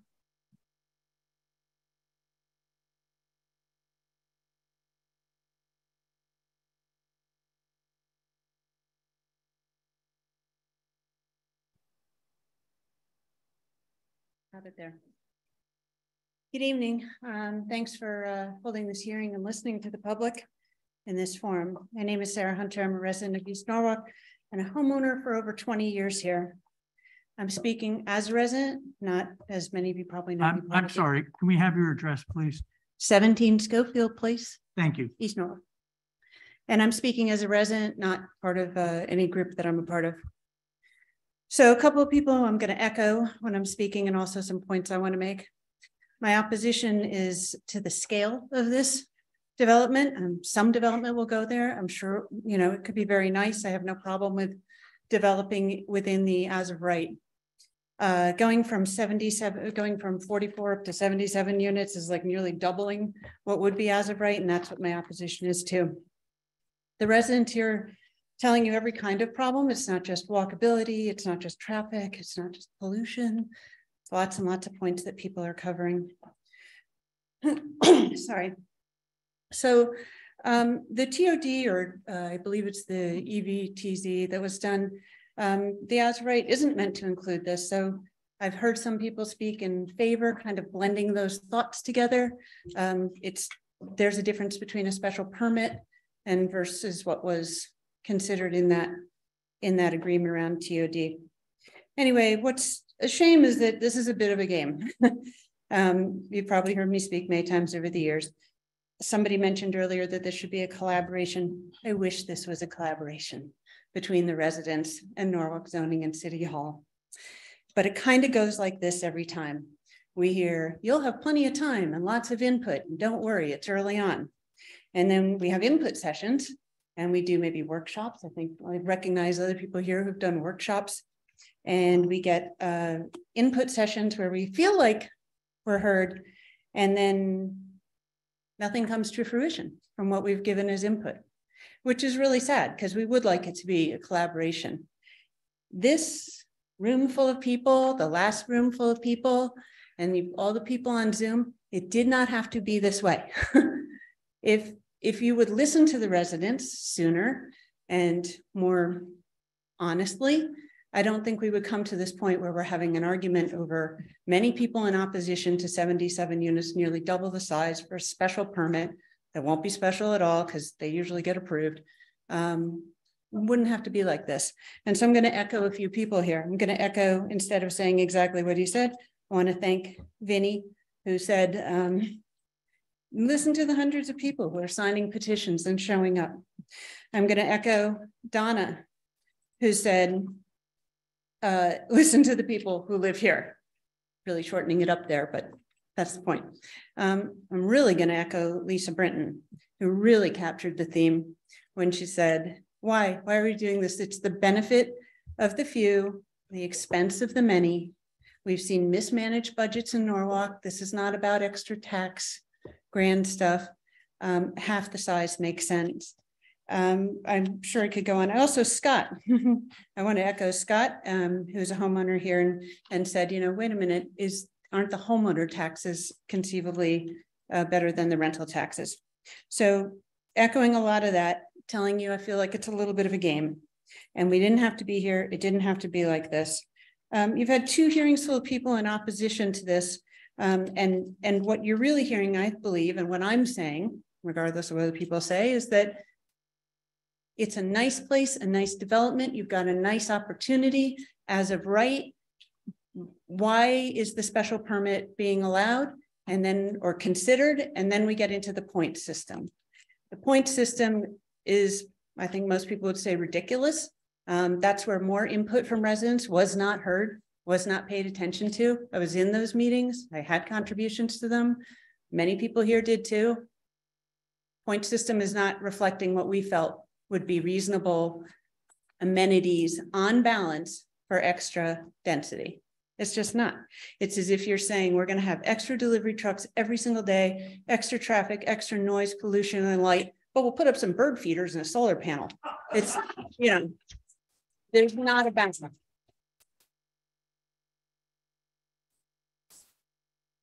So the extra scale, I think, should be denied. And I think that you should keep it within what is as of right. And I think that, like everybody else has said here, you should be listening to people who live here, the people who pay taxes. Your first speaker was a gentleman who does not live in East Norwalk. He mentioned himself that he lives in Golden Hill, which is other side of town. And just in case anybody needed to kind of think about this, the length of time somebody speaks, because he spoke for a very long amount of time, does not outweigh the quantity of people who are speaking in opposition, which includes me. I'm in opposition to the scale of this thing, and I hope you will deny the special permit. Thank you.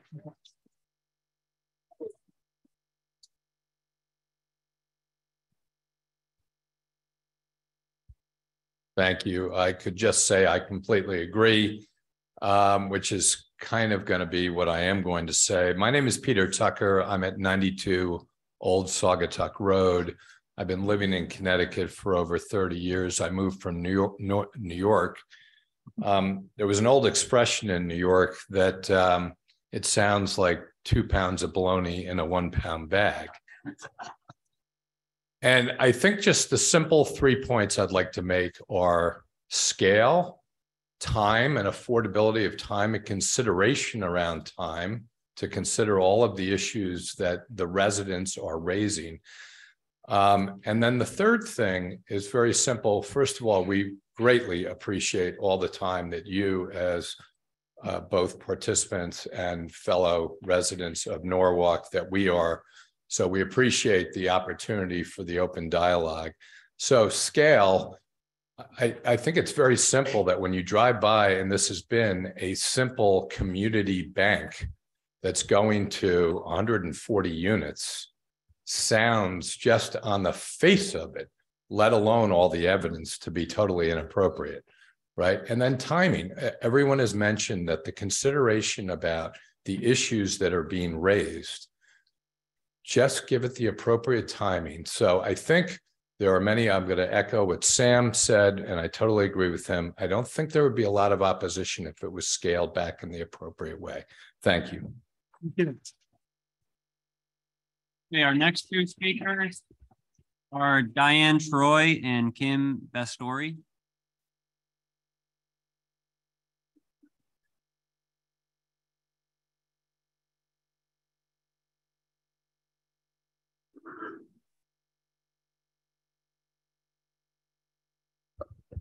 Good evening. Thank you for the opportunity for this. Thank you for this opportunity to voice my concern and objection to the scope and the traffic documentation included in this proposal for One Cemetery Street. I do appreciate what appears to have been a pretty thorough report on the project on March 2nd. I'm also pleased that you had an opportunity. I'm sorry to interrupt. Can we just have your name? I'm and sorry, please. Diane Troy, 3 Stanley Street. Thank you. I do appreciate what appears to have been a pretty thorough report about the project given on March 2nd. I'm also pleased that you have given the opportunity to hear and witness the extent of the public's concern regarding this project and made the decision to allow at least one more public day to have the public speak. I have no interest in having the Wells Fargo project or property, I'm a little nervous, property remain as it is, and I do not oppose housing on the site. However, the scale of the proposed One Cemetery Street project is of great concern. I've lived in Norwalk for 24 years. I've lived on Stanley Street for 16 years. Stanley Street is about a block from the Wells Fargo property. I regularly walk to the beach and to Veterans Park. When I look at the 3.5-story proposed building practically on top of the street, they appear massive and out of character of the neighborhood. I remember on at least 2 occasions during the March 2nd presentation, remarks that the building would be hidden by the cemetery. That may be true for those who are on the opposite side of the cemetery, but it's definitely not true for those of us in the neighborhood who enjoy walking our neighborhood, and that includes walking by the Wells Fargo property.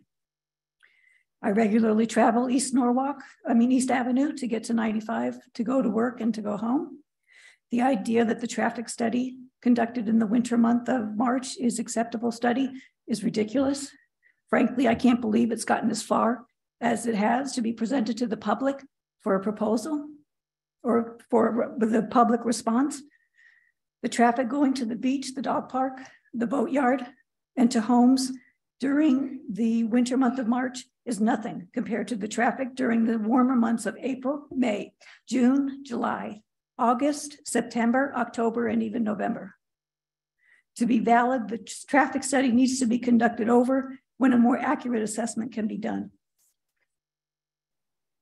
I also reject the validity of the traffic study, not only because it was done in March, but also because little or no consideration was given to the effect it would have on the neighboring streets in the area. I see no mention in the study and heard no mention during the presentation of the effects of the project that will have on the traffic in the area of Emerson Street, Stanley Street, Winfield Street, and Strawberry Hill. As you know, Emerson Street is right next to the cemetery. People use Emerson to connect to Stanley, then travel to either Winfield to go to Westport or Strawberry Hill to go to Nathan Hale Middle School, Norwalk High, or the shops and the restaurants on Connecticut Ave. How is it that our neighborhood was totally left out of the study, but will definitely be impacted by the proposed project? In addition, there is a section on Emerson Street, just around where Burr Place is, that has an incline and no sidewalk, and walkers cannot be seen until a car is nearly on the top of the hill. If you knew the area as I know, you would see the area that it's a residential area with parents walking with children, baby strollers, and dogs walking. To ignore this area indicates a lack of understanding or concern about our neighborhood. Adding a bare minimum of 77 drivers along with retail and offices in the proposed site will definitely impact Emerson Street, Stanley Street, Winfield, and Strawberry Hill. To summarize, I oppose the proposed scale and scope of one cemetery street. The height of the building is too high. The density of 77 units is too great. The traffic study does not accurately measure the impact on East Avenue, and there is no data about the traffic on Emerson, Stanley, Winfield, or Strawberry Hill Avenue. To rush the project simply due to a timeline people are trying to meet would be an insult to those of us who are definitely going to be negatively impacted by the scope of this project. Thank you for the opportunity.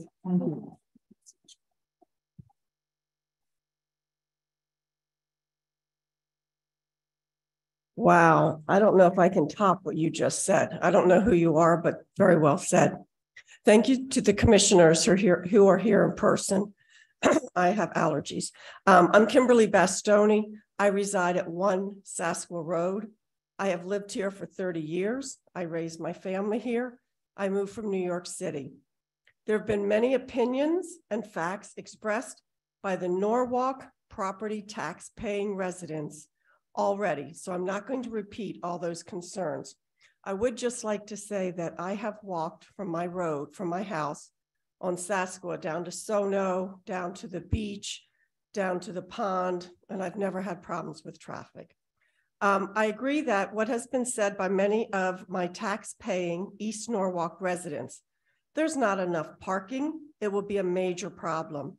There's overcrowding of the schools. My daughter went to Marvin. It will be overcrowded. They don't have enough teachers. The traffic study was done at an off-peak time of the year, hence yielding an inaccurate finding. Traffic will be a nightmare. Delivery trucks blocking traffic. People trying to parallel park. I mean, seriously. Amenities that most people will not use. A bench to sit on that looks at a blue house that will hold 15 of us. Most of us have backyards, or we can go to the Norwalk Beach. We can sit across from Overton's and eat our ice cream. There are many public parks where we can sit, not in the back of someone's apartment building or complex. A pollination garden that will be behind the wall where we can't go because we don't live there. If someone wants to sit outside of their own yard, there are plenty of places. I'm asking you to please listen to the tax-paying residents and scale back this project. Conduct the traffic study in summer months. You can start from May through November. Work with us to build a complex that fits the space, adds value to East Norwalk, makes us proud to live here and to what you are all bringing to this community. Take away the special permits, the points, the zoning, whatever it's called. Scale this back, fewer units, lower height, 2 floors, more retail, leaving traffic the same. Go back to the 44 units. Please listen to us. We live here. I've lived here for 30 years. We do know what's best for this community. I implore you to listen to us. Thank you. The next 2 speakers are Max Kaskuna and John Deasy.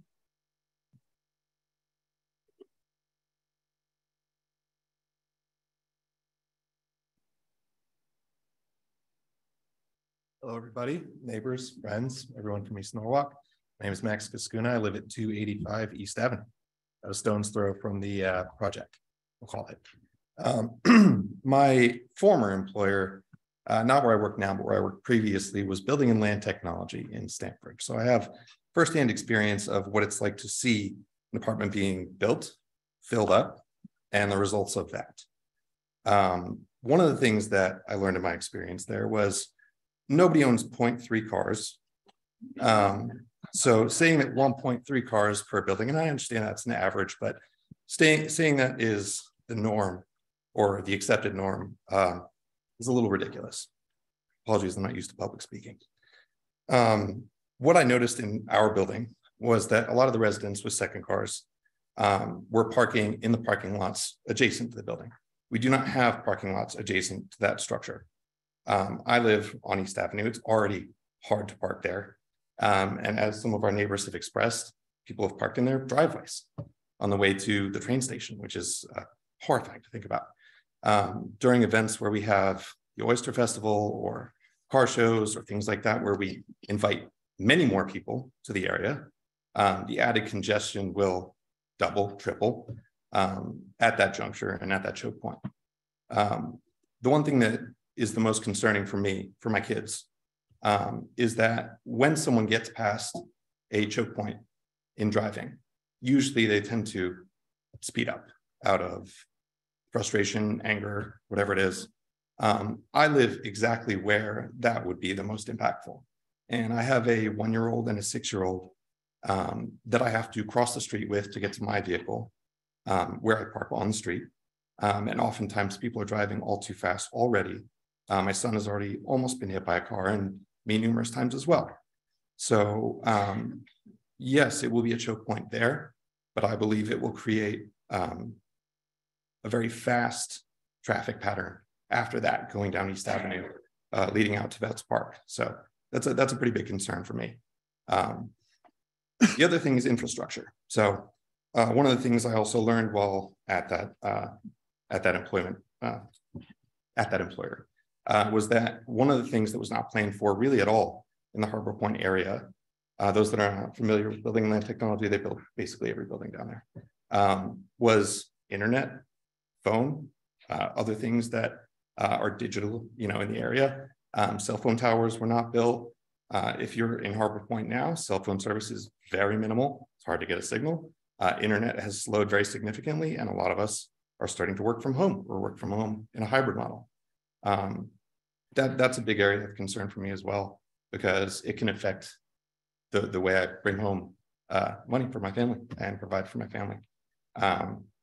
And even buying increased speeds or trying to invest more in that would need to be supported by Norwalk in terms of infrastructure.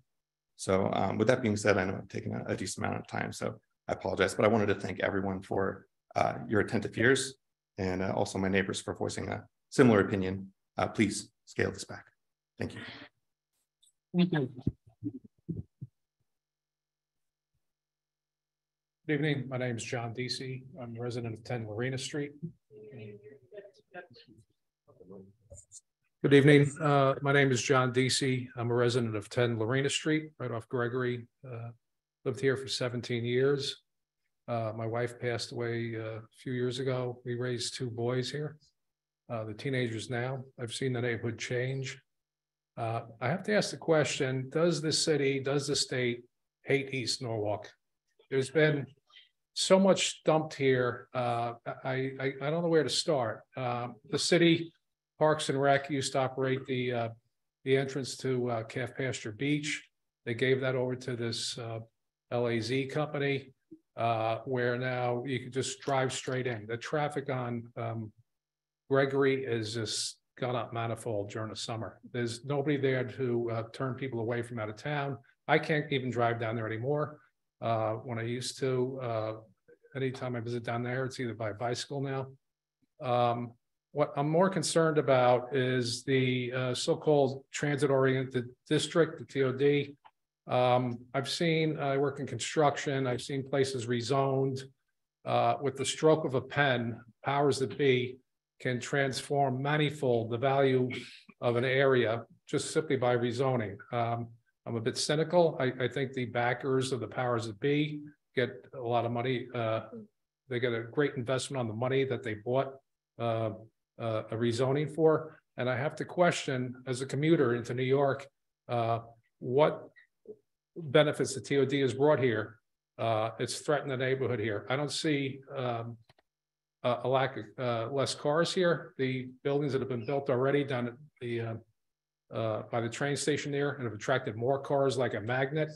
I think the only way, if these people truly had been commuting, moved there to commute into the city, their numbers would have shown up in the train. But you know, there was a blessing here with COVID. People started working from home. The people that live here now at this TOD development, they're certainly not using the train. It's been a big boon to the developers. The city's already bestowed a lot of gifts on the Scala. I think they gave them Smith Street right off of Wall Street there for that big development alongside the river. When is it going to stop? Please reconsider this, give it some more time, and most of all, do a decent traffic study here. Thank you for the opportunity. Thank you. All right, our next speaker is Yona Mentone.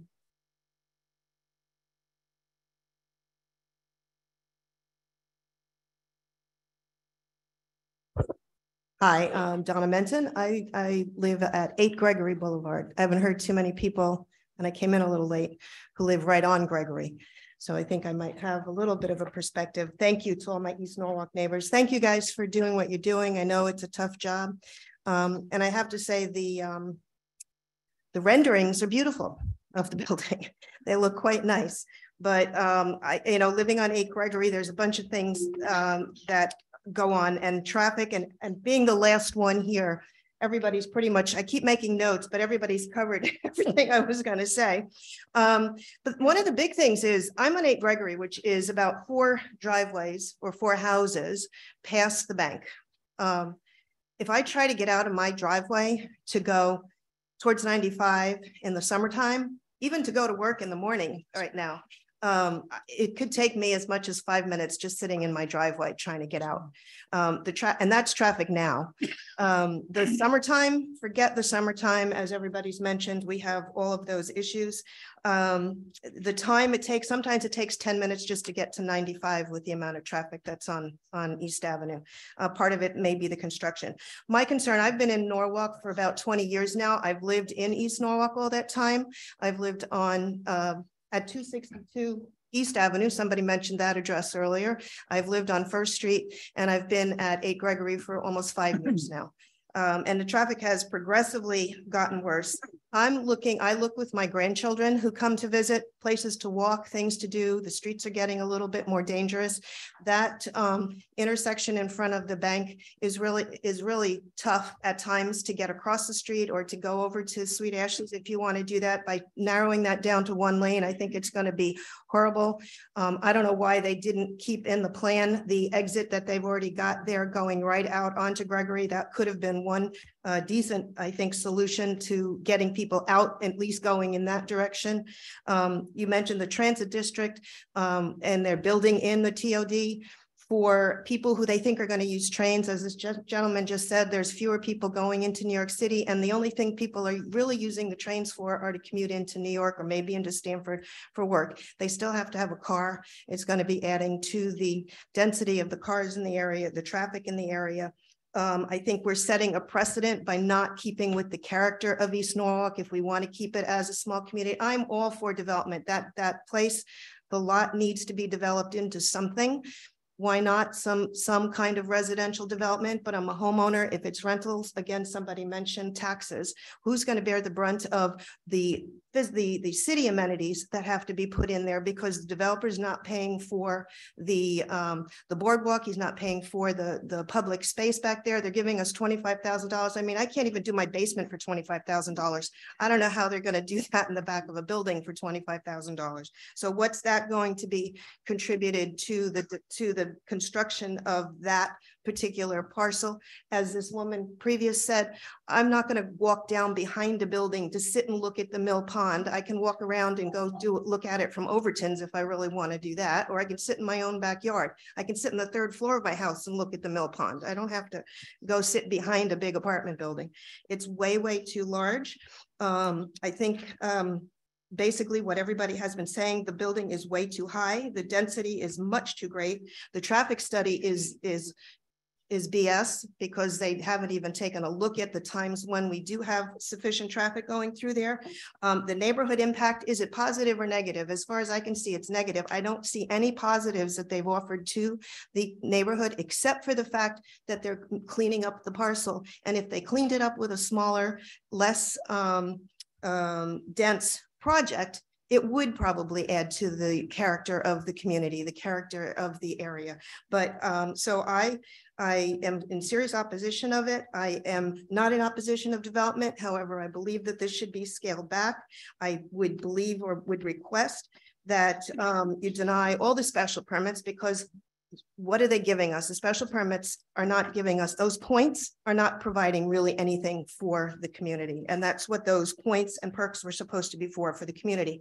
Take a look at the East Norwalk community. The people that have been here, I've been here twice now. I had no intentions of getting up to speak tonight, but it's aggravating that we're not being listened to as a community.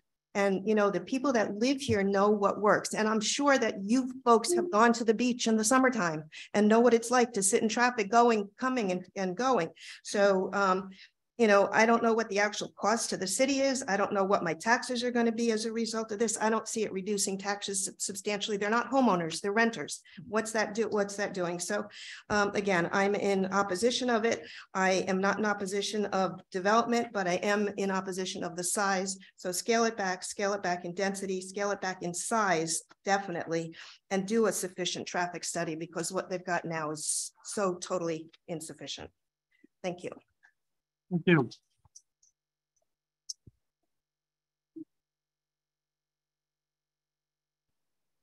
Okay, so then our next speaker is going to be Trish Prince.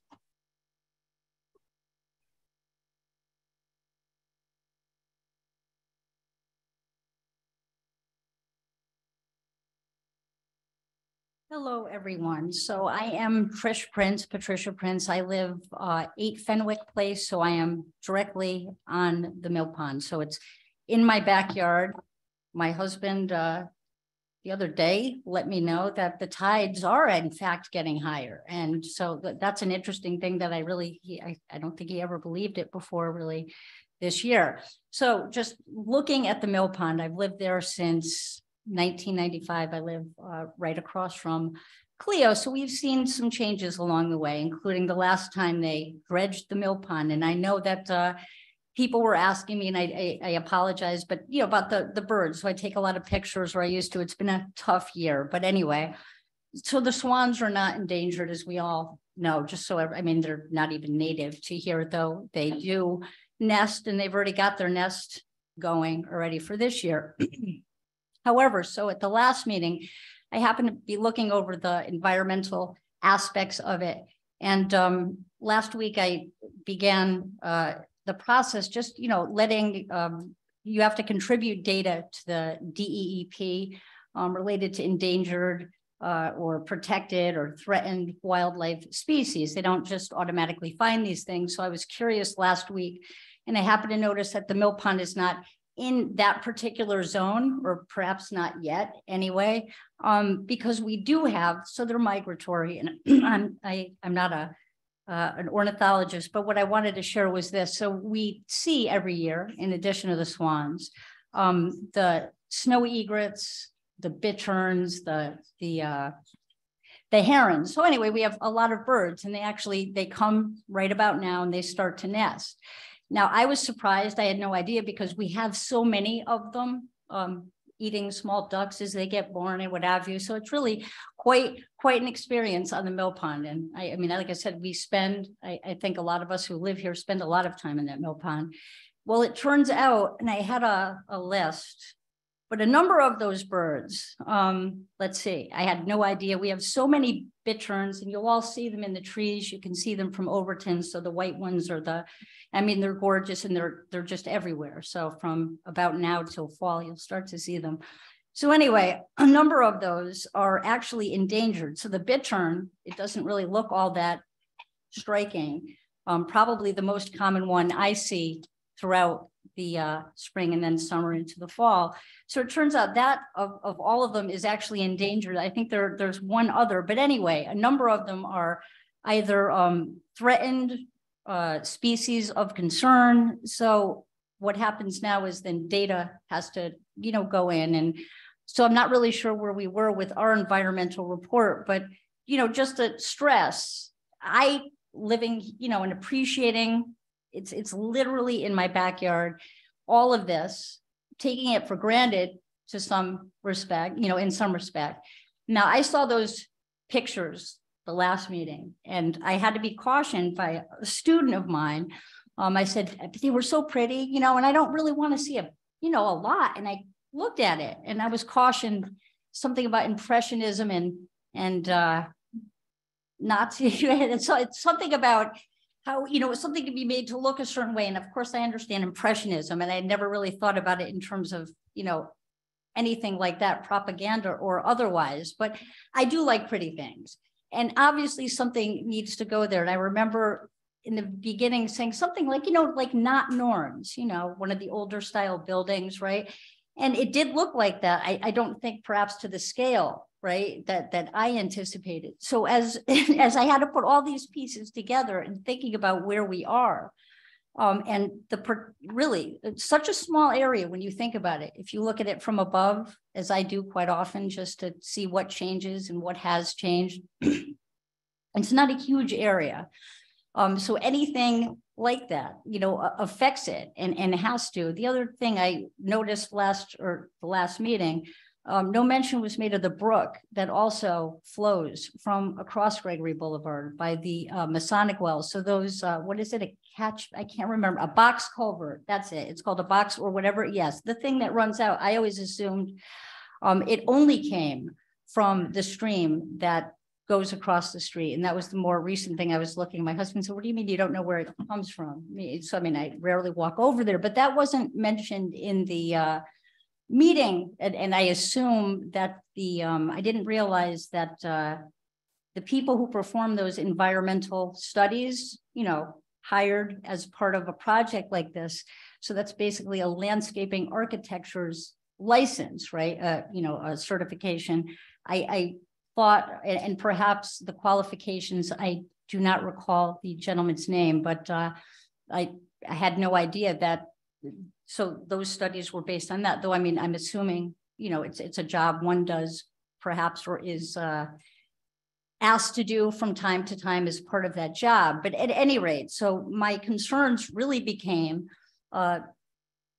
related to the environmental aspect of this and the closeness of all of this. And then when you think about 77, I think, spots, and just one final thing, because we're talking about these spots and how we're trying to be, it's probably mine. Oh, no, just it. But anyway, we're talking about all these, we're trying to make things better. I heard a gentleman earlier this evening when I was teaching multitasking, and I heard him saying that you know, increasing our density is actually an improvement for the environment in some respects. And nothing about this project, it didn't seem, except for some butterfly gardens and what have you, it's not being built on green technology. You know what I mean? It's not, you know, eschewing natural gas, right? None of that was built into this, and those should be amenities. And I've heard a lot of talk about amenities, and I don't really, you know, I wasn't there when everybody, you know, talked about those. But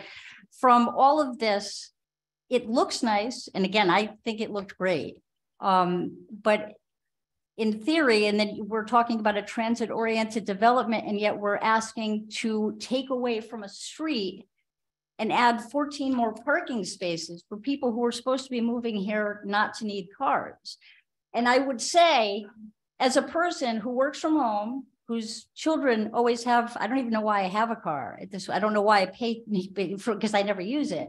But I walk that dog, and he's black, and I dress in black, and we walk at night and we walk during the day, and there are cars all the time. It is walkable.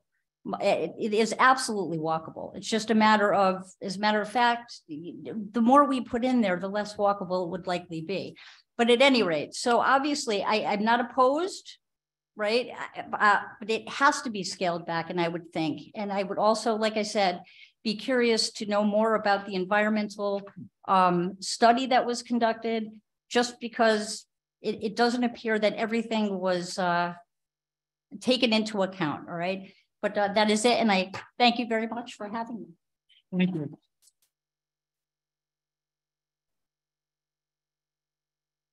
Cheyenne Scarpelli. Please accept the invite.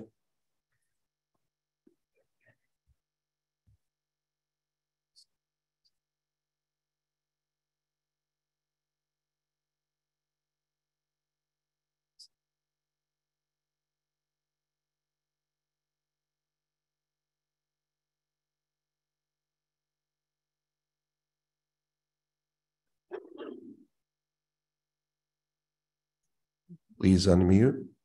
Okay, I'm unmuted. Hi, my name is Cheyenne Scarpelli, and I live at 1 Villaway Road. I moved here about 11 years ago. I love East Norwalk. People are friendly. It's a mixed community of people of all walks of life. We don't have enough trees. And one thing we certainly don't have enough of is we don't have a place to grocery shop. So I say, has anyone ever thought about putting a little grocery store for the East Norwalk community so we don't have to get on the thruway to go either to Westport or over to exit 14? I mean, there's nowhere in the neighborhood to grocery shop. There's no grocery store. And I just wonder, has anyone ever considered that? I mean, I don't think we need more people, you know, more apartments in the area either. You know, and there is also, I mean, I agree with the amount of traffic. I mean, people are cutting through Villaway constantly to either go to the beach or go the other way towards the thruway.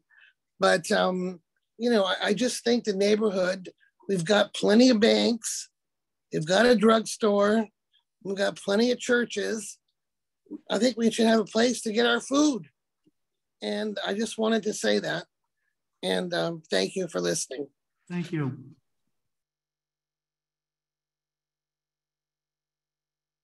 All right, Louis, do you want to go to our last speaker, or do you want to take a break? Up to you, Mr. Chairman.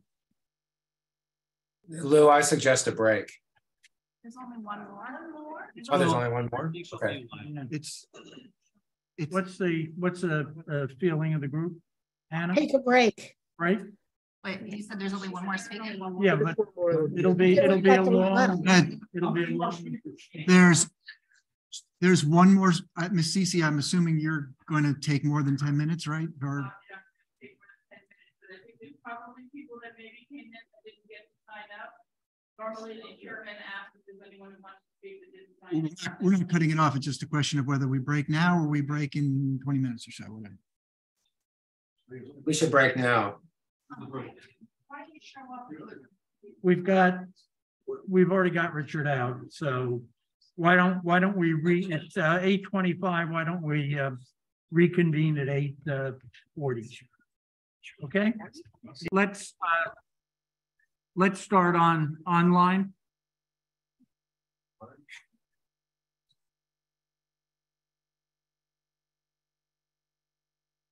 Noah Wilker. You're going to be promoted to a panelist if you will unmute.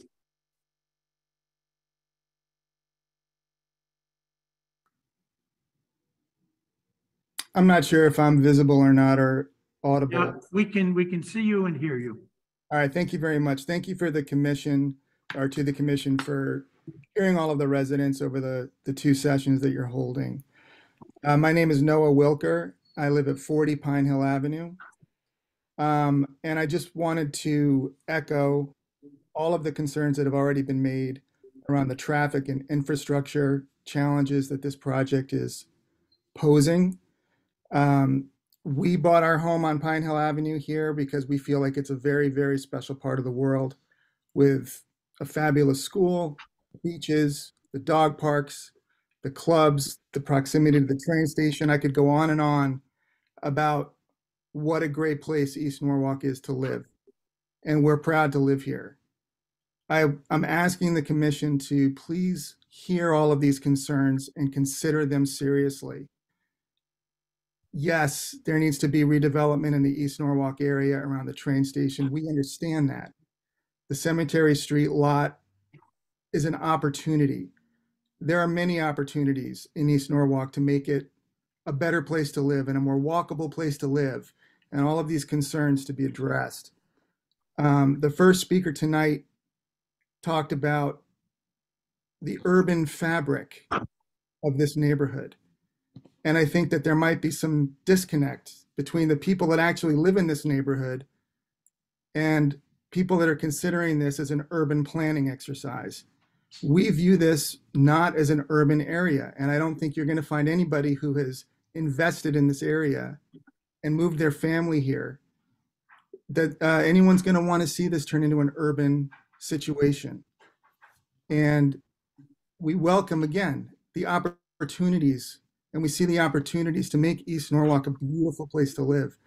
When you come out of the gate with a property like this, and the developer is asking for special permission to max out the property so much that you're taking out a lane of traffic on a state road, that seems to be ill-considered and not really thinking through the impact on the residents who have invested here and have families here and want to see this seaside, beachside community retain some of that character that's very important to us and really exemplifies why we live here. So please, to the commission, consider the residents that you're hearing and their concerns.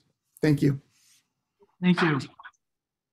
Our next two speakers are Jesse McGarty and then Ken Kirschner. And then for any folks who are online, please use the raise your hand tool now. Hello, everyone. Hello, commissioners, applicant. My name is Jessie McGarty, and I live with my family at 10 Branford Street. Our property is directly on the Mill Pond and a stone's throw away from one cemetery street parcel. And I look forward to the beautification of this property. Nevertheless, I'm in agreement with those in the East Norwalk community who know that there are many reasons why the proposed project as is will irreparably impair the quality of life in East Norwalk. Today, I'll focus on just a few reasons that I haven't heard much about. My husband and I worked hard to buy our first ever home to live in this part of town because our dream was to have a home in a laid-back beach community. I am a very proud ex-city girl who loves being close to all Sono has to offer, but I don't want to live in that busier environment, which is why we, like many others, specifically chose East Norwalk to call home. For nearly 27 years, I, along with my husband and children, have been so very blessed to watch the various wildlife on and around the Mill Pond. We enjoy so many birds, and in particular, the beautiful swans when they emerge each spring with their babies. It's been a huge part of the joy of living where we do. Right now, the Mill Pond is perfect for wildlife because on one side where Overton's is open and a lovely place for the birds to sun and swim. But they also have the quiet refuge of the other end of the pond where one cemetery is. This is where we've seen every year we've lived here, and I'm told even longer, swans make their nest and have their babies because it's a safe space away from the public. I'm aware they're not an endangered species and therefore don't legally need to be protected, but that doesn't stop them from being an important part of the peaceful nature and charm of East Norwalk. I'm sure the many families that visit and bring their children and grandchildren to watch them would agree that they are a treasure. This section of the pond where the proposed development is very quiet, particularly in the evening and also very dark, which is why so many birds choose to nest there, again, a refuge. However, sound does travel in this enclosed area. Currently, if someone is outside across the pond while we are and so much as coughs hard, we can hear it. I'm not concerned just for the birds, but for the many forms of wildlife habitats there. But my husband is a bird watcher, and we personally have witnessed over 40 different species of birds at the Mill Pond. And those are the ones that he could identify. There are many more. Not long ago, we watched a mandarin duck. Bird watchers came from many states away to enjoy and photograph him, and throughout the years, other unusual birds. We have a responsibility to respect and protect their chosen homes. Without a doubt, a development this size will scare the wildlife away. The noise and activity that will occur from not only the outdoor spaces that are planned, which in the developers' renderings even show a large outdoor movie screen that only the residents could enjoy, and for obvious reasons, they enjoy it at night, but also the noise and activity from 3.5 stories, busy retail spaces, truck deliveries, garbage and recycle pickups, traffic coming in and out of the 100+ parking spaces. And surely these spaces will all be well lit and also utilized in the evening. The voices and most likely music and other sounds from these many areas will negatively impact wildlife. And just imagine how many lights from backyard lampposts, the parking lot, never mind 77 apartments, and many of them with balconies overlooking the pond. And most certainly, for all the same reasons and then some, the quality of life of the nearby residents will be significantly impacted. Our peaceful backyards will be gone forever. Please take a moment to really consider how you'd feel if a development this size were built right behind your home. The noise, the lights, all in your windows. Another problem I'd like to bring attention to is regarding traffic. There's not only a traffic congestion problem that many have spoken about, but there's one that's very dangerous as well. Anyone that travels from the blocks off of Gregory Boulevard on the right side, if you're looking towards the beach, so the blocks on here, already has to take a leap of faith while crossing to merge into the lane going back towards 95. So many blind spots and the cars are just, it's busy and it's dangerous.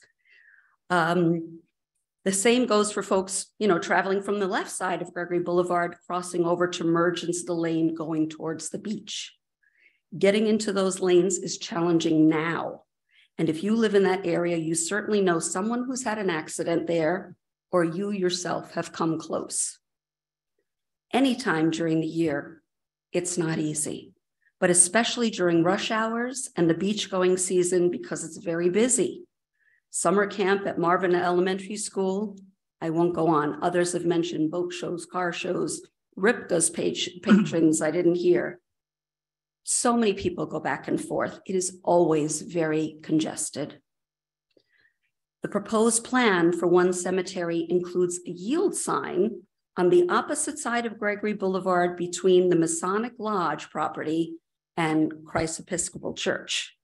It's supposedly to assist the traffic flow, but really it just accommodates this new development, because without the development, it wouldn't happen.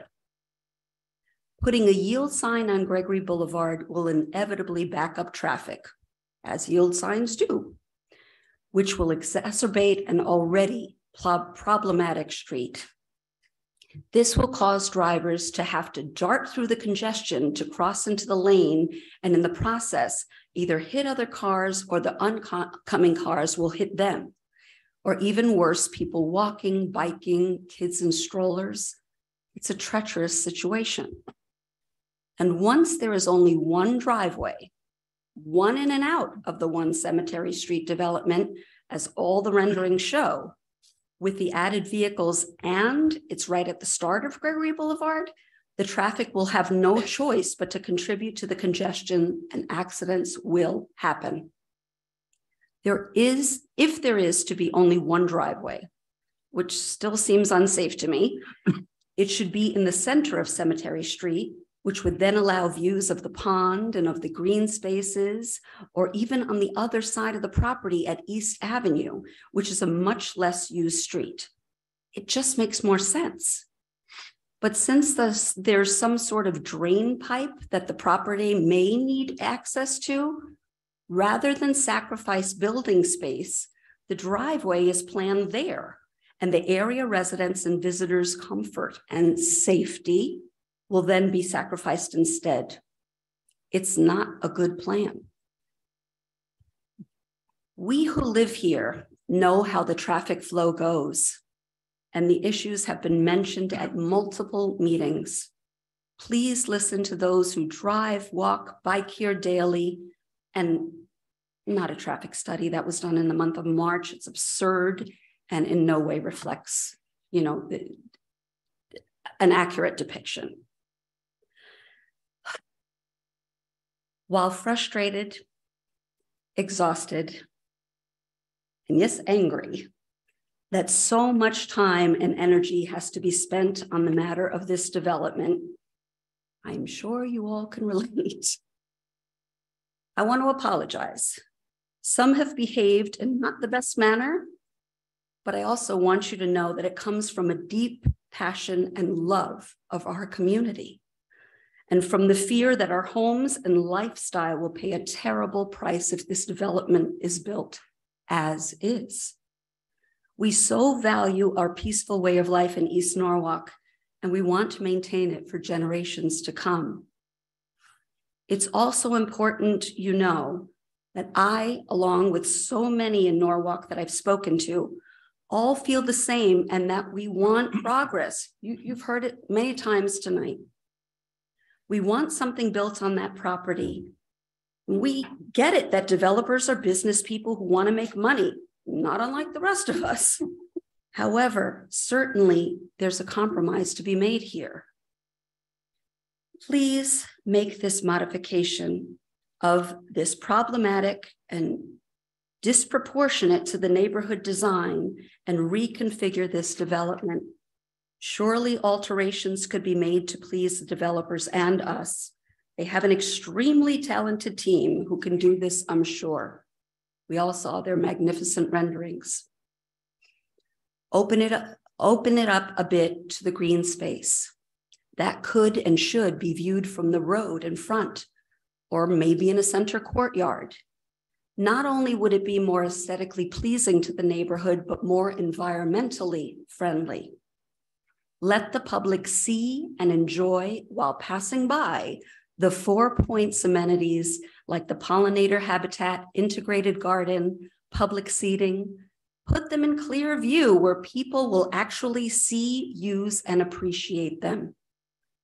What a gift that would be to East Norwalk, and a legacy For all on the development team, the applicant for sure, as well as all on the Planning and Zoning Commission.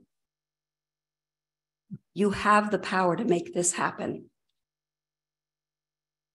After all you've heard from us here the other night, at other meetings, in emails, and in the comments of the 700 plus people that signed the petition, surely you must realize this should not be built as is. Please listen, and we will truly be grateful. We will feel heard and valued as citizens of Norwalk, and reminded of that every time we look at that Cemetery Street property. Probably most folks here, but most that have been involved in this, believe that no change will happen, or that certainly none of any consequence will happen. The boxes are checked, so nothing else matters. Please prove them wrong. Don't set a dangerous precedent for future projects. We risk a domino effect of similarly sized projects that could completely alter the character of our community. Show us that our viewpoint is important and that all this hasn't been for nothing. We in East Norwalk have lost faith. We need this to happen. I implore you to go back to the drawing board with new inspiration and know we look forward to supporting better designs. I thank you all for your time in advance and for your thoughtful consideration. Thank you.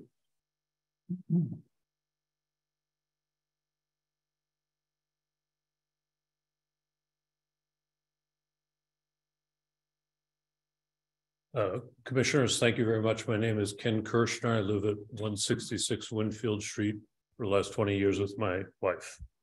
I think, Mr. Chairman, you asked that we address our questions or statements to the developers. So I have a few that I'd like to address.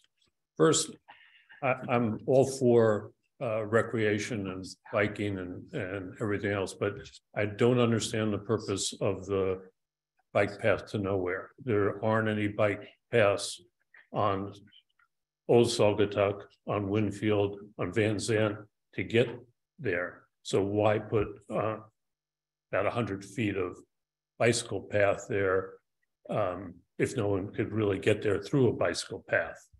Number one. And I think to actually get a bike path to then cut down the street from 2 lanes to 1 lane makes absolutely no sense. Second, the woman who spoke about the Norden project, I travel near the Norden project with both sides having parked cars, and when a big truck comes through, I have to stop my car because it is so close. And I'm afraid now that trucks can come under under the railroad, we're going to get a lot more trucks, and it's going to be much more difficult to actually get through that area. Third, if we can ask questions to developers, I would like to know how many cars each of them have that own cars, because they probably have 2 cars per family, maybe a truck or 2, and it's going to be at least 2 cars for each of the residents.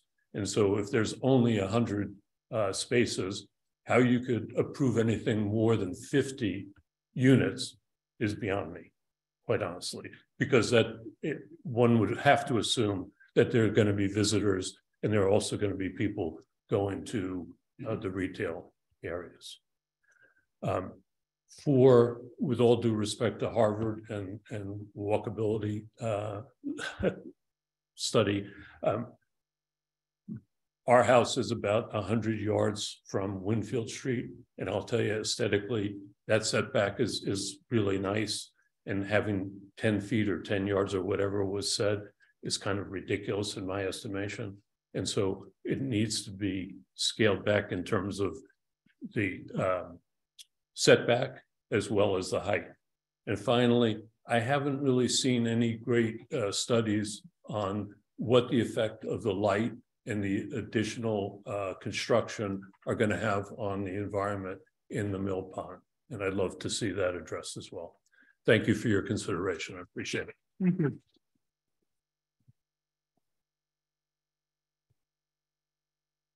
Remotely, we have David. Please unmute.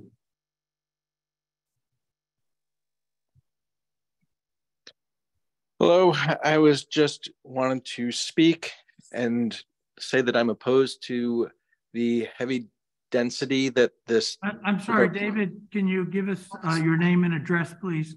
Sorry, my name is David Allenbaugh. I'm at 74 Old Saugatuck Road. Thank you. Yep. And again, everyone has said what I wanted to say, and I just needed to speak, hopefully to be heard, simply that I oppose the density of it. The development is great. We need that. We don't need the heavy density. We don't need the change in the traffic pattern. And I don't know if the committee actually even votes on that, or if that is up to the state, the proposals that the developers put in, and that the developer pays for that. I think that that's an odd feature that the developer agrees to pay for something that they're going to benefit from. And that should be a state issue, especially on a state route. My understanding of all of this is relatively new. Some of it might be incorrect, but my opposition to the density remains the same. Thank you. Thank you.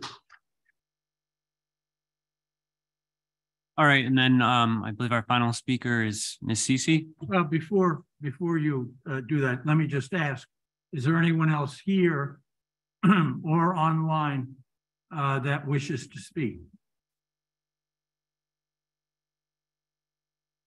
All right, if not. Yeah, there is someone online. Oh, okay, go ahead. And there's someone in the audience that wishes to speak as well? All right, let's invite the person online and then the person in the back of the room who wishes to speak.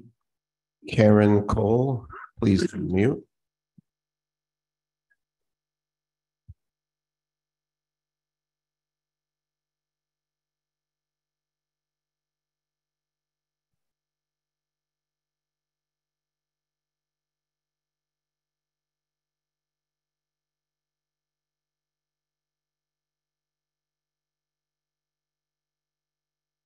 Karen, we can't hear you. Please unmute.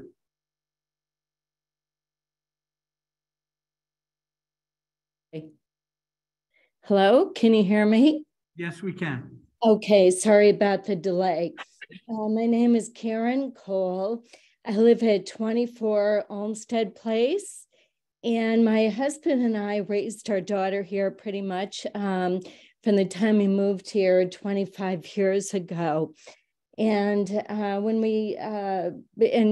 she went through the Norwalk public school system, we were very impressed at the time with the schools, especially the principal, Mrs. Dealman at the time, who welcomed us with open arms, welcomed me before I even signed, before we decided to purchase our home. I had a one-on-one tour with her of the kindergartens, and I was very impressed with the hour and a half that she spent with me personally.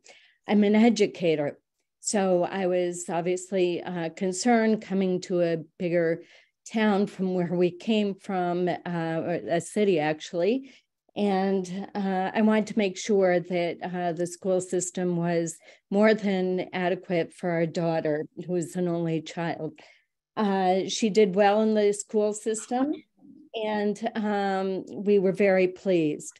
I have to say, though, in the last several years, the schools, as we all know, have become very overcrowded. Teachers are asked to manage classrooms with unreasonable exceptionally large pupil populations, it is very unfair to the teachers. And being a teacher myself, I understand the ratios need to be adequate in order for children to get a very good the education that they deserve. As we all know, Norwalk continues to build large, overly large apartment buildings. We saw that at the Triangle Street / Winfield Street development. And with 77 units expected at this development, I really fear for the education that the children in East Norwalk would be getting. If I was moving to this town and I saw the numbers of teachers, to the ratio of teachers to students, I would not move to this town. They are so overcrowded that it has exceptionally impacted the education that our children are getting.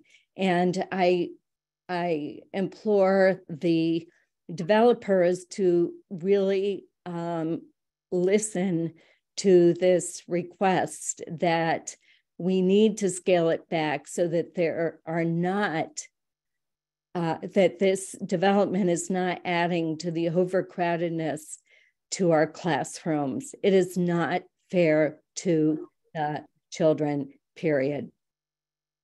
And it is not fair to our teachers.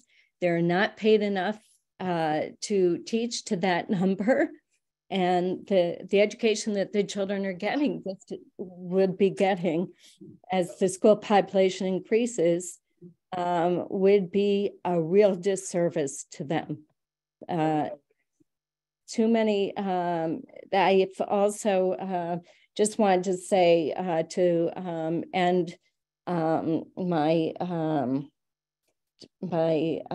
talk here, that I am, as some of you know, and most of you should know, there are billboards around all the way up to Bridgeport. Not too long ago, there were 3 billboards in Bridgeport, Connecticut, off of 95, advertising jobs for special ed teachers in our city. That is just unacceptable, that we should have such a need to fill those, that those positions are not getting filled. Also, I am on Indeed. I receive daily emails from Indeed. At one time, I was looking to make a change in my teaching job. And there are constant ads from Indeed looking for teachers for our city. We are desperate for teachers in this city and need to fill those vacancies. So the children, obviously, and the teachers are being affected. And to add more children to our already overcrowded school system would be a real shame, and it would give Norwalk and their public school system a very negative reputation. So I agree with everybody except for maybe one person who spoke before me that I have heard that it needs to be scaled back. The development needs to be scaled back. Please, please, please listen to our pleas. Thank you. Thank you.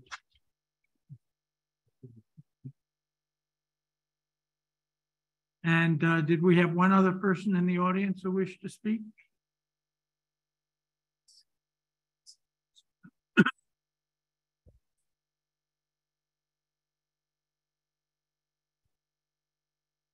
Good evening. I'm Marlene Herrick. I'm at 48 Emerson Street. Everyone who's spoken has basically covered some of the things I wanted to say. Emerson Street has become a horror from the time that I grew up until now. The traffic is hideous. I'm right at the point of Villaway Road and Emerson. People do not stop. They use Emerson Street as a cutoff to get to the freeway and to Westport and the Westport on-ramp of the 95.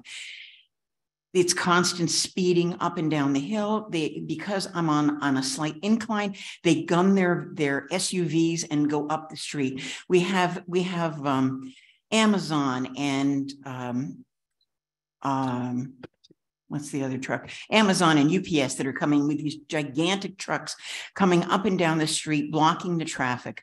Well, I've got on Villaway Road, I've got a couple of neighbors who have large trucks and they park there. And when the school buses try to get around there, it becomes a very dangerous situation because people are speeding up the road. I'm surprised that we haven't seen accidents where children have been injured from the speeding.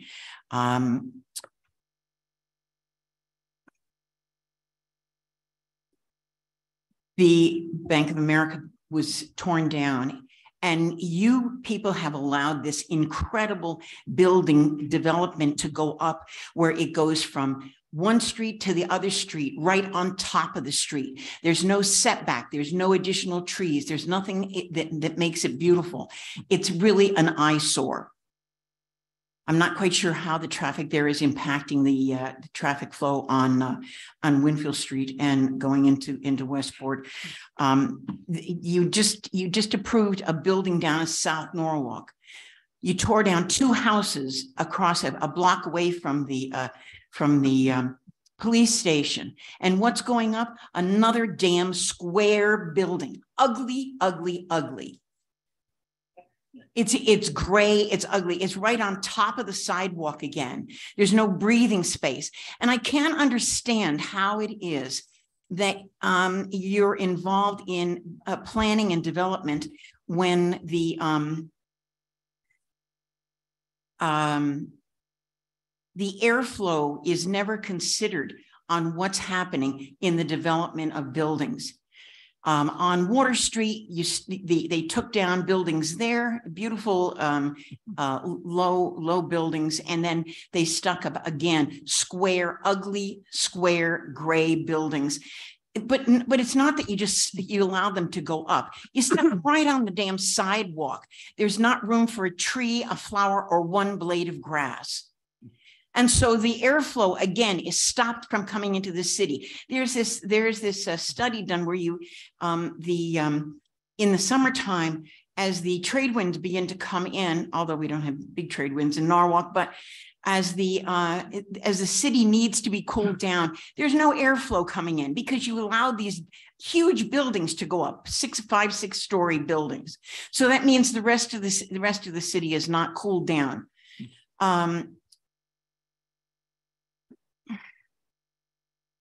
The traffic on East Avenue is a horror. It's a horror. And you're going to increase the density now, particularly on this dangerous curve on Gregory Boulevard. The building is not attractive. I sent pictures over, I took pictures over to Mr. Kleppen's office of a building that went up in Darien across from St. Luke's Church. And it is a mixed-use building of stores down below and residentials up above, parking in the back, right next to the fire station. And it's an attractive building. It's a beautiful building. It's a light-filled building. And this thing that's being developed and proposed to be shoved down our throats is an ugly building. There's nothing aesthetically enhancing about this building for East Norwalk. We have lovely homes in East Norwalk, and yet you're going to put this solid piece of structure there. You know, I find it, and now you're going into Van Zandt Street, and what's been proposed there? Another square, ugly, gray building. You know, and when I first came back from California, I was in California a number of years, and when I came back and saw the Albatross along, what is it, West Avenue, West Main Street, the mall, it's again an atrocity. I just don't understand where your aesthetic development is, or whether you even have any aesthetic development. And now to have this building come in, which looks like this giant square, well, it's not square, but it's just unattractive. These other buildings look like prisons. We're going in from the one in the South Norwalk on Water Street, the one on near the police station. They look like prison buildings, square and gray, ugly. It's demoralizing to see that kind of thing in our community.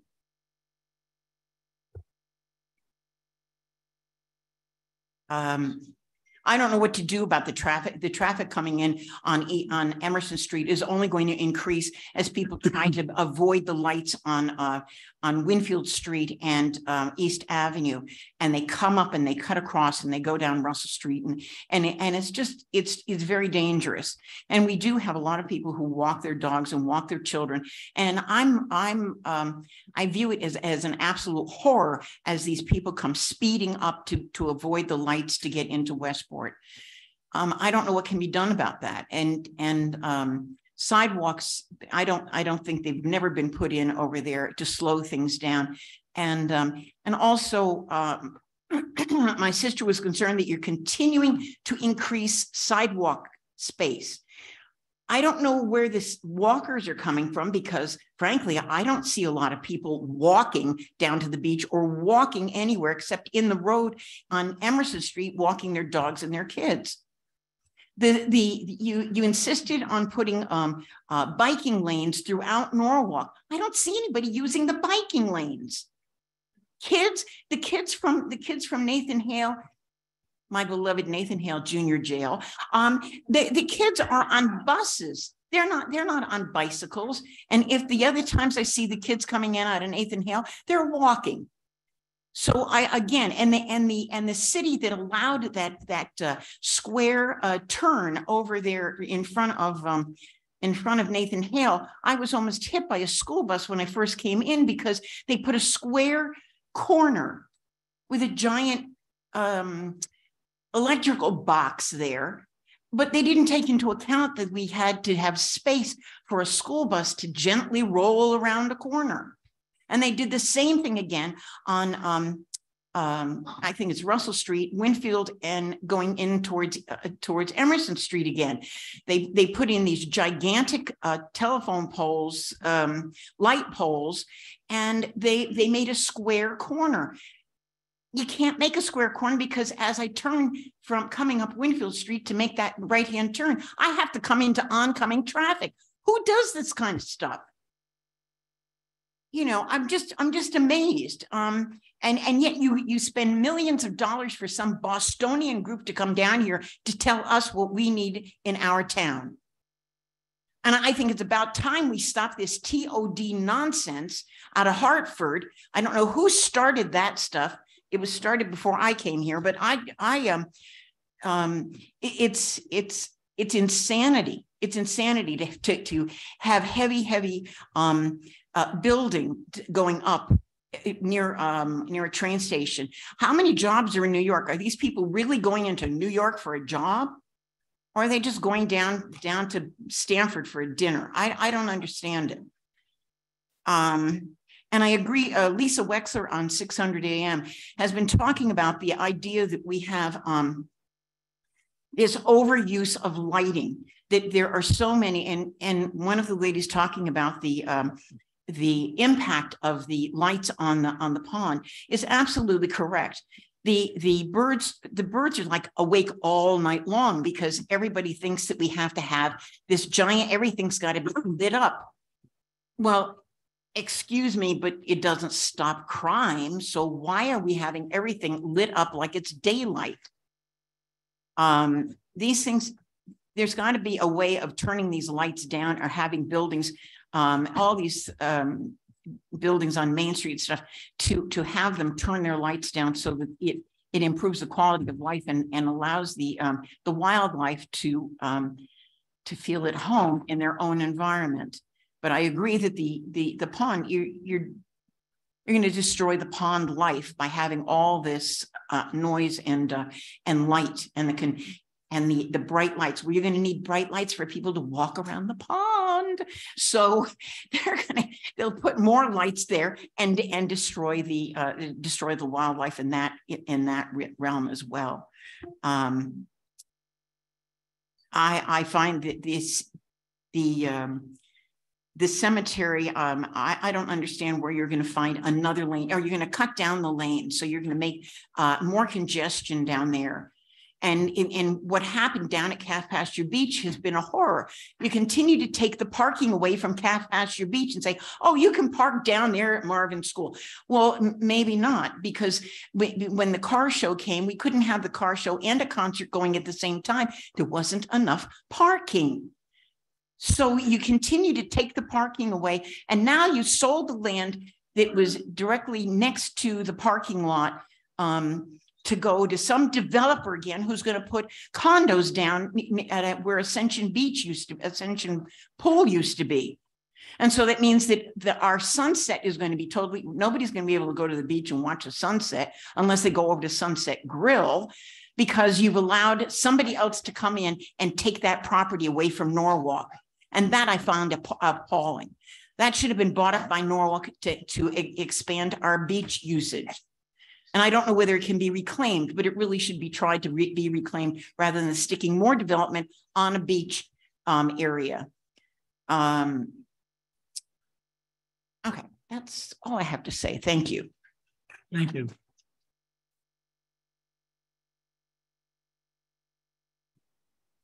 Ms. Cece? There's three more. Oh, there's three virtual. Okay, sorry. Next, we have Meek.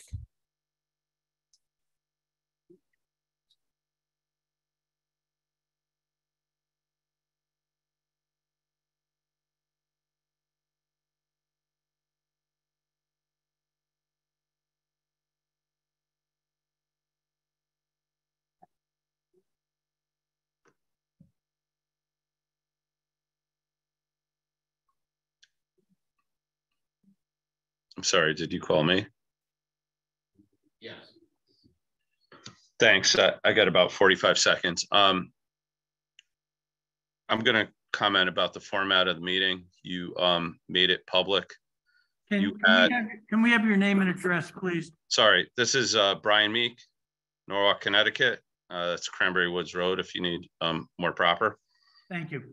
So you had properly announced and posted the Zoom on the city's main webpage. After you went on your 15-minute bio break, that link disappeared from the main page. I know how to navigate down through the mist of the city's website, and I found the link again, but you need to fix that. And you know, when you're done nuking East Norwalk, making every train station into a housing project, I'd appreciate it if you could figure out how to conduct a public meeting. Thank you.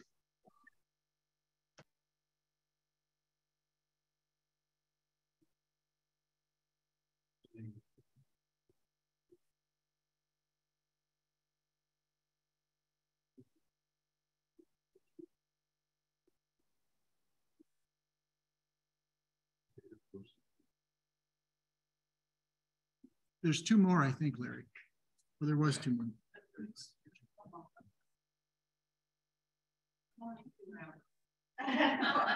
Next, we have Frank.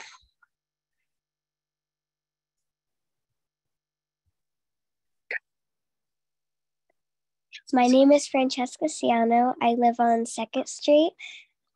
I go to Marvin Elementary School. I love my school, but all of the classes are really crowded, and I can't imagine where they're going to put more people and more kids. Please scale it back.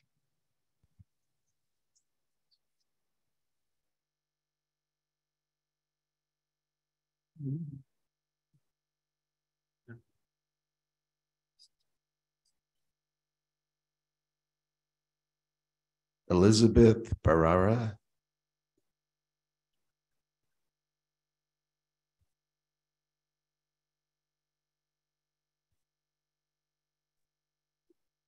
Hi, thank you everyone for your time and attention.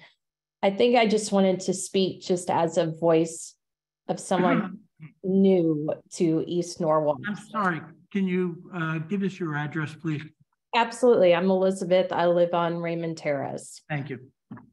So I was one of those millennials that purchased during COVID because we could actually afford homes. So that was a very exciting time. And we saved up for many years. I lived with my mother-in-law, so I definitely paid my dues. But what drew us to Norwalk was we have a young son, and we love that you could have the beach, that you could have so many elements, but still have a single family home and still have like that slice of heaven. And what I wanted to reiterate is just from a scope of someone who's new, you know, that we moved here 2 years ago, but also having a child with autism, is that it's been really hard of getting services. And I didn't think it would be that hard in the city. So much so that we had a meeting last week just about some of his needs, and like the speech there, we've gone through 2 speech therapists at NECC that they've quit. And now he has to be in group speech, and it's been really, really hard. So much so that they told me that I should seek private because they just don't have enough. And I have called private institutions. Norwalk is all wait list. There's no one that you can get into for private. I've had to call other neighboring cities, but just to give parents out there perspective who do have special needs children, to send them to like a private place, you're looking at, even with insurance, like at least $2,000 a month. It's insane. And to put more people into this area, it's just going to overwhelm. And Marvin is the same, especially with special needs kids. There's not enough aides, there's not enough speech, there's not enough OT, and they just keep shoving your kid and saying, oh, it's okay. And many parents have had to get lawyers and stuff because there's just not enough. But also for all of us who have fur babies, so dogs, when we moved here, all the vets told us that we can't take any more dogs. So we've had to go to neighboring towns. So even just in Norwalk, vets can't take you, groomers can't take you. And I also worry about the area surrounding the complex as to, if you are going to be dog friendly, where are all those dogs going to go to the bathroom? They're all going to go in these people's yards. And that's just overwhelming. As a newcomer and as someone who does like the access to the city, and we have a bike. My son and I ride the bike to the beach like almost every day in the nice weather, is that we would like a development like this. But I'm sure you're like really sick of hearing the word, but it's really true. I mean, we would love it if it could be scaled back. And my husband does commute to the city every single day for his job, because frankly, he just makes more money in the city. And the train is packed as it stands. And we've been on the wait list he was on the wait list for a parking permit, never came through. But yeah, the train's just overloaded. A lot of things are overloaded. The schools are overloaded and just can't take that on. And as someone who has a child who's going to be entering into Marvin with autism, I worry what that means for our child and his needs and anyone else who comes in the system with special needs children. So I'm all for the look of, but we also have to keep in mind that renderings are renderings. It doesn't mean that it could be the actual physical product, but I do like the stylized of it. I think it's beautiful. I agree, but definitely at that 44 number, it just makes sense. And even then it's a lot. And I don't know what that means for us as taxpayers with our reassessment, if it's going to be higher, because there's just going to be more renters coming into the city. So that's my 2 cents as a newcomer. And I thank everyone in the city who has welcomed us. And we really, really love it here and hope to keep its charm that we invested in. Thank you. Thank you.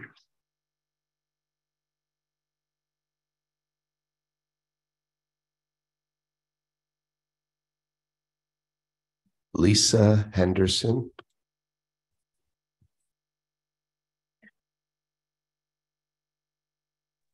Hi, can you hear me okay? Yes, we can hear you. Good. Lisa Henderson, Apple Tree Lane. I also own a property on Gregory Boulevard. And I'd just like to reiterate that the heavy density and the change in the traffic pattern, along with the many other issues that have been discussed by the public tonight, is also a concern to me. And I feel that the project must be scaled back. Thank you. That's my comment. Thank you.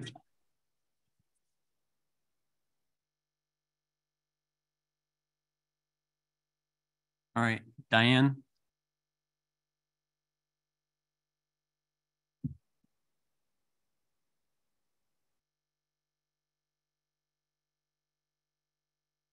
Good evening. For the record, Diane Cece, Olmsted Place. It would have been an hour or so, just so folks know. Just want to mention a couple of process items. As the chairman has said before, the public only gets to speak once.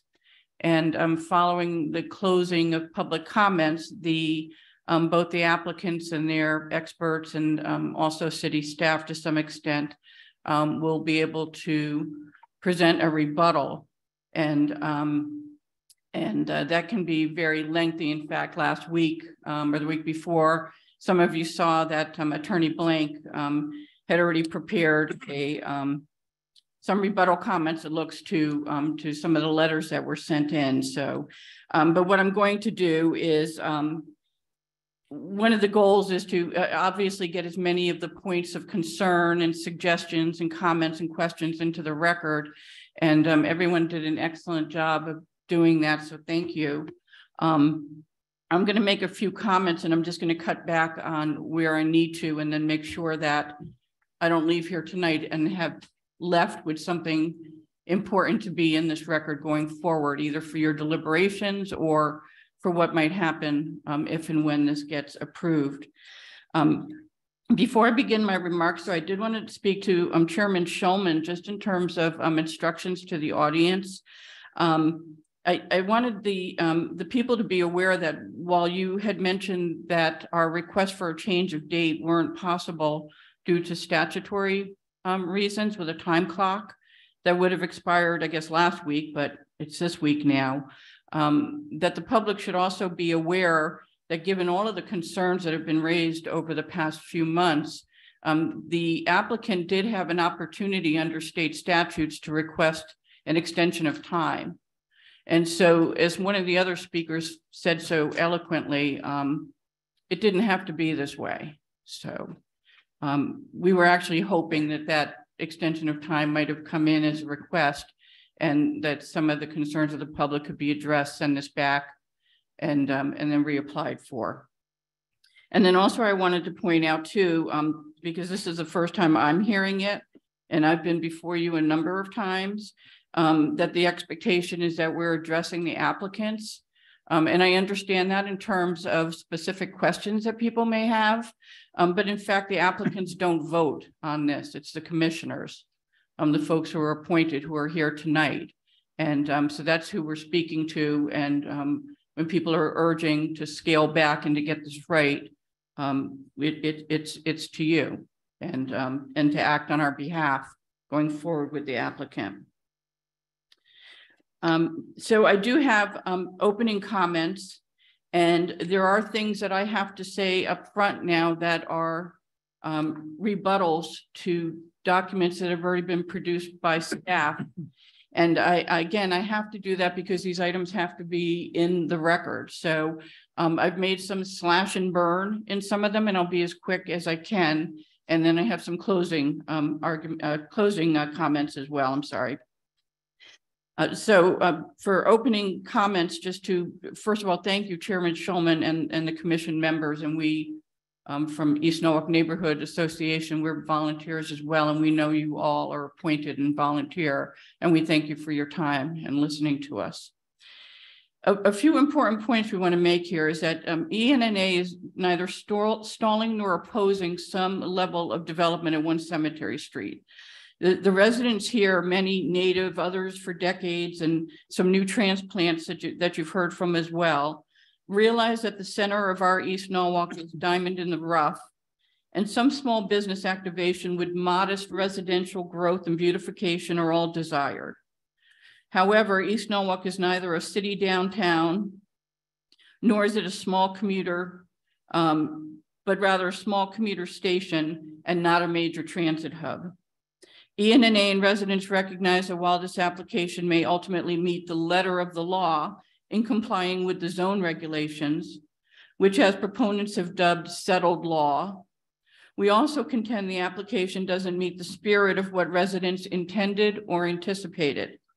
And therefore, it is relevant to continue to point out to you that virtually every regulation in the EVTZ zone was adamantly opposed by the community, and that the impacts we feared most are now coming to fruition, with only your good and fair judgment helping to ensure that that doesn't happen.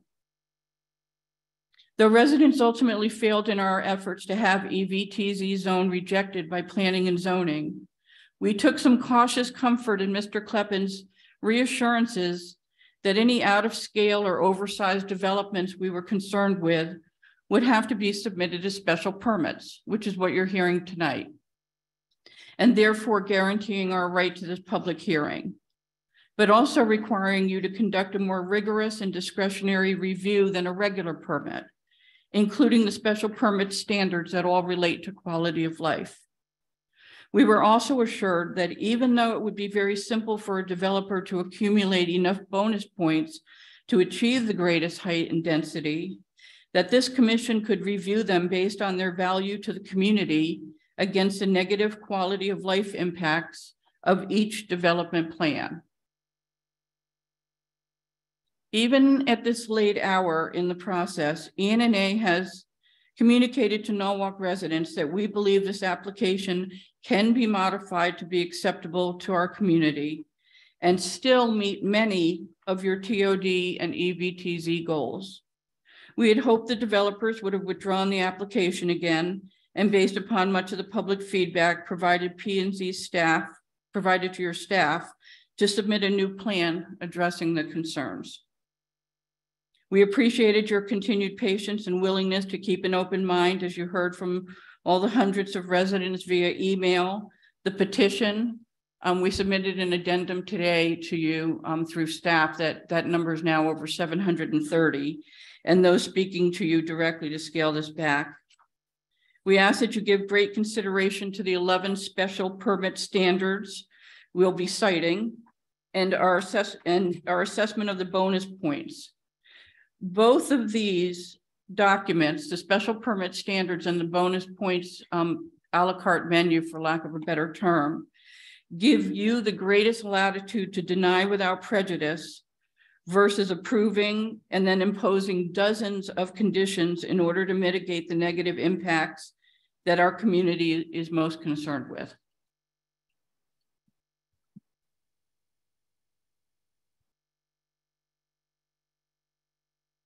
What I had intended to do was to speak to a lengthy document, and let me just tell you what that is quickly. Prior to a public hearing, it's traditional, it may even be required, that planning and zoning staff submit to your commission the staff's memo to the commission. And generally they outline some of the background and they go over some of the opportunities and things that they want you to see in terms of you making a decision on whether to approve or deny. I can, and Minister Kleppin can probably correct me, but in all the years that I've been involved in the community, I'm not sure that I've ever seen a staff memo that got issued. It's actually the second one that was issued, that's 24 pages long. And this document that you have, and I hope that you've read, is really a pre-rebuttal of all of the concerns that you heard from all of these people. So my intention was to go through point by point by point of those 24 items so that we could rebut, because we don't get another chance to speak. And you would hear the story behind what Mr. Kleppen is now putting together, that with all due respect, it looks like a marketing plan for the developer when you read through this. Okay. So if the audience will bear with me, I do want to read a few of these just so that you get a sense of what this is. And I'm not even sure if I can see it because there's like literally no light up here, and my vision isn't what it's supposed to be. You need a flashlight? Yeah, maybe a flashlight, that would help. Oh goodness, all this. Thank you. Perfect. That's perfect. Okay. Can I hold it or do you want to? Okay. Thank you. I was actually hoping you'd put this document up on the screen, but we won't go through that. But suffice it to say, the document from Mr. Kleppen goes step by step through the history and then the justification of why staff is encouraging you to approve this. I want to say the primary purpose of the EVTZ zone was to ensure the unique character of the district is maintained and enhanced for future generations. And this development does nothing to maintain or enhance the unique character. In fact, most of us agree that it greatly diminishes it in both the design and the layout. The development is situated on a parcel that not what residents envisioned as a village cluster. This is a monolithic structure, and a building of a village cluster would have been 3 to 4 smaller structures with driveways and walkways and open space, trees and seating and amenities in between. That also would have preserved the view to the pond as well.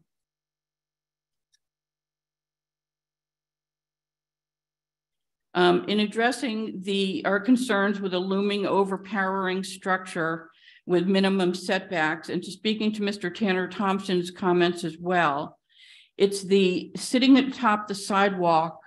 If you have an activated ground floor with retail and shops where people are engaged, is a completely different story than having a structure 300 feet long sitting on top of the sidewalk with residential on the ground floor in between.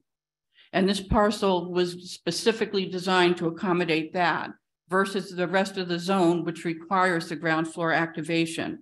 And so there's a big difference between no setback, but having stores and activities to engage the public, and no setback and having a 45-foot building looming over you.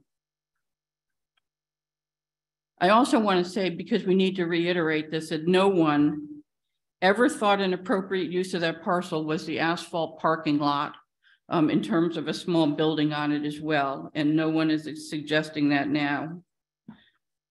I think you've heard from the public that everyone is agreeable to change there.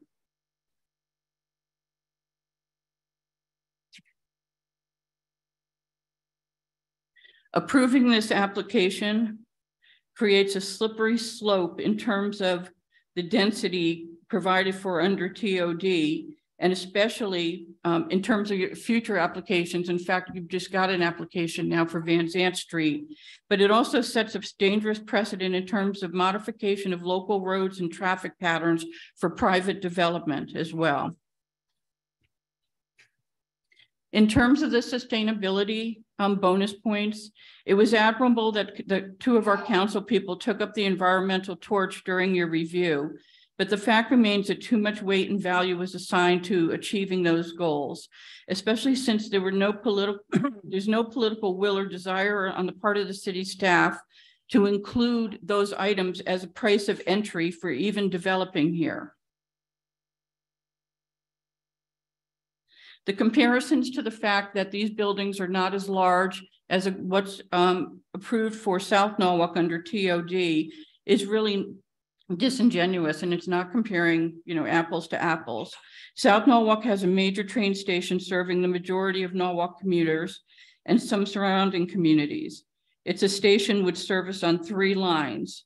To compare it to East Norwalk and conclude it's smaller than South Norwalk is like comparing South Norwalk to Stamford. One of the important things in the document when you go through the staff memo from Mr. Kleppen is he points out some examples in other communities in New England and highlighting both the height and the style as being consistent with those. And those did actually come originally from the consultants.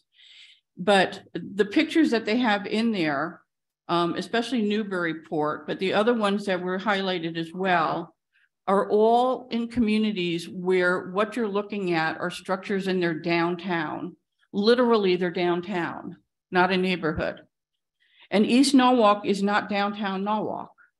And we're also not Wall Street or West Avenue or Washington Street. It's a neighborhood, a small neighborhood with a small commuter train station that I often refer to as being both a blessing and a curse now with TOD.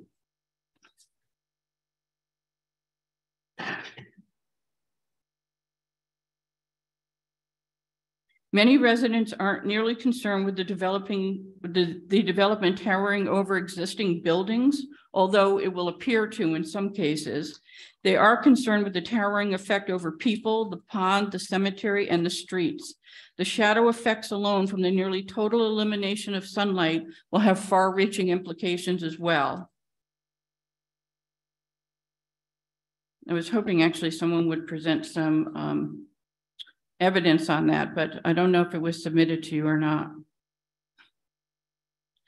Mr. Kleppen also, in his presentation to you, highlights or gives you an illustration of another project in Norwalk where the structure is being redeveloped and it's at 39 feet. And he wants to be able to show that it's not as imposing, and comparing this to the 45 foot. The structure that he's highlighting is at 204 Flax Hill Road. And while it's at 39 feet high, that structure is set back 69 feet from the road.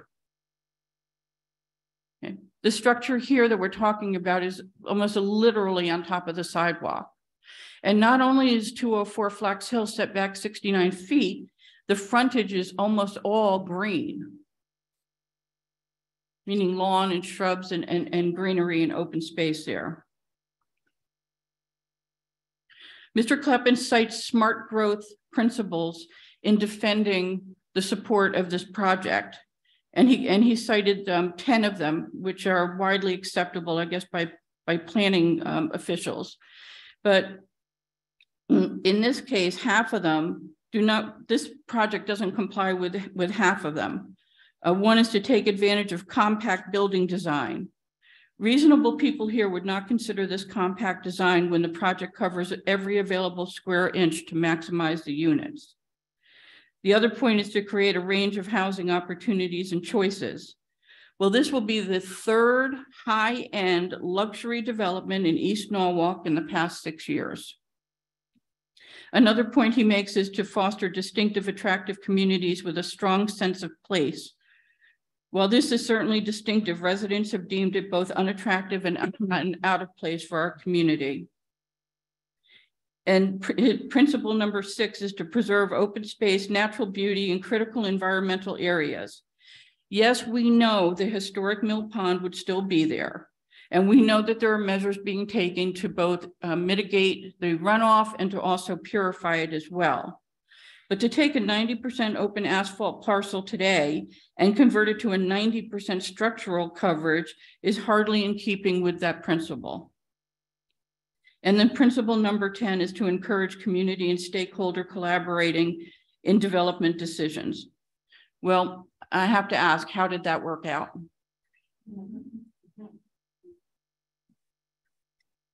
You must remember that the EVTZ regulations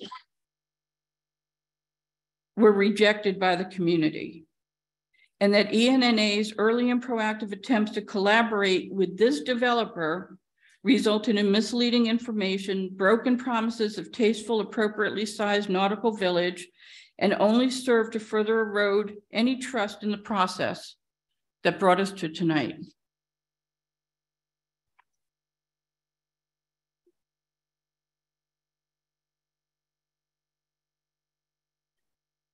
many speakers and letters that you received make comparisons to a choice of this size of multifamily housing versus the difference in the amount of land and the impact on the environment compared to having single family houses with the same number of population growth. So I guess the whole question comes down to what people have been asking before. What is the growth that we're trying to achieve in Norwalk? You know, is it the governor's mandate to double the population here? Because the point here too is that the choice shouldn't simply be between large multifamily apartment complexes and single family homes.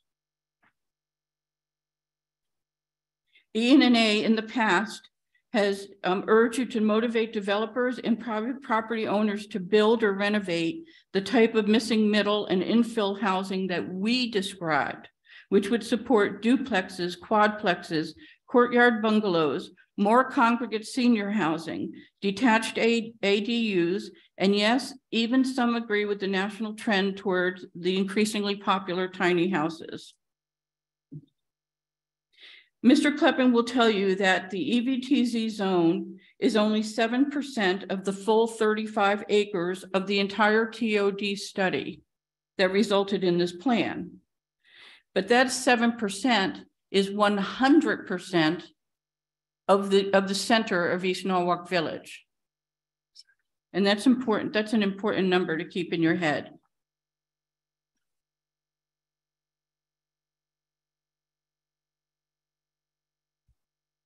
All right, and a couple of other points. One, we contend that the proper environmental impact studies were not completed in terms of the either what's underneath that parcel now, in terms of contamination, or also the impact on the pond. And also, we agree with all the other speakers that the traffic analysis is flawed. So two things, I informed Mr. Kleppen at the beginning of this evening, and then in fact signed the documents tonight, that ENNA is being entered as an intervener in any follow-up proceedings to this, and allows us to act on behalf of the community under the Connecticut statutes for the Clean Air Act, and so that we can hopefully address some of these environmental issues. And then also this week, we engaged the services of Simcoe Engineering out of New York City to do a traffic analysis review of the documents that you already have. And I'm not going to read that into the record, but I'll give you the highlights. For Mr. Kleppen and other people who are mentioning a grocer, I think it's fair to say that staff is already aware, or they should have been aware, that we actually took that option off the table fairly early on, because we recognize that a grocer in that location could have a very significant negative impact on the parcel as well, based on operating hours, delivery trucks, garbage, rodents, odors, noise, lights, etc. And so you can't compare that as kind of the lesser of two evils. As of this morning, the community still has no information from staff regarding the outcome of the Department of Transportation review of Cemetery Street. And we've been asking for this for months. So in the applicant's presentation 2 weeks ago, they kept alluding to the fact that the state was approving that, or they anticipated it being approved, but we have no documentation on that, and we would like to have that, obviously. All right, let me just skip ahead here. The special standards, ENNA identified 11 of the 13 special permit standards that you should be evaluating. And we gave our criteria for to support our position on why your evaluation of just those should result in the denial of this permit, which can be a denial without prejudice, and the applicant can come back and reapply without having to start all over again. I'm not going to read these because I know you have these, and I know Attorney Blank has these. These were the basis for the template email that the community asked us to prepare for them, so that they had a basis of what they could use to write into you. Some residents chose to speak to all 11 of them, and others chose the ones that were more relevant to them and their families.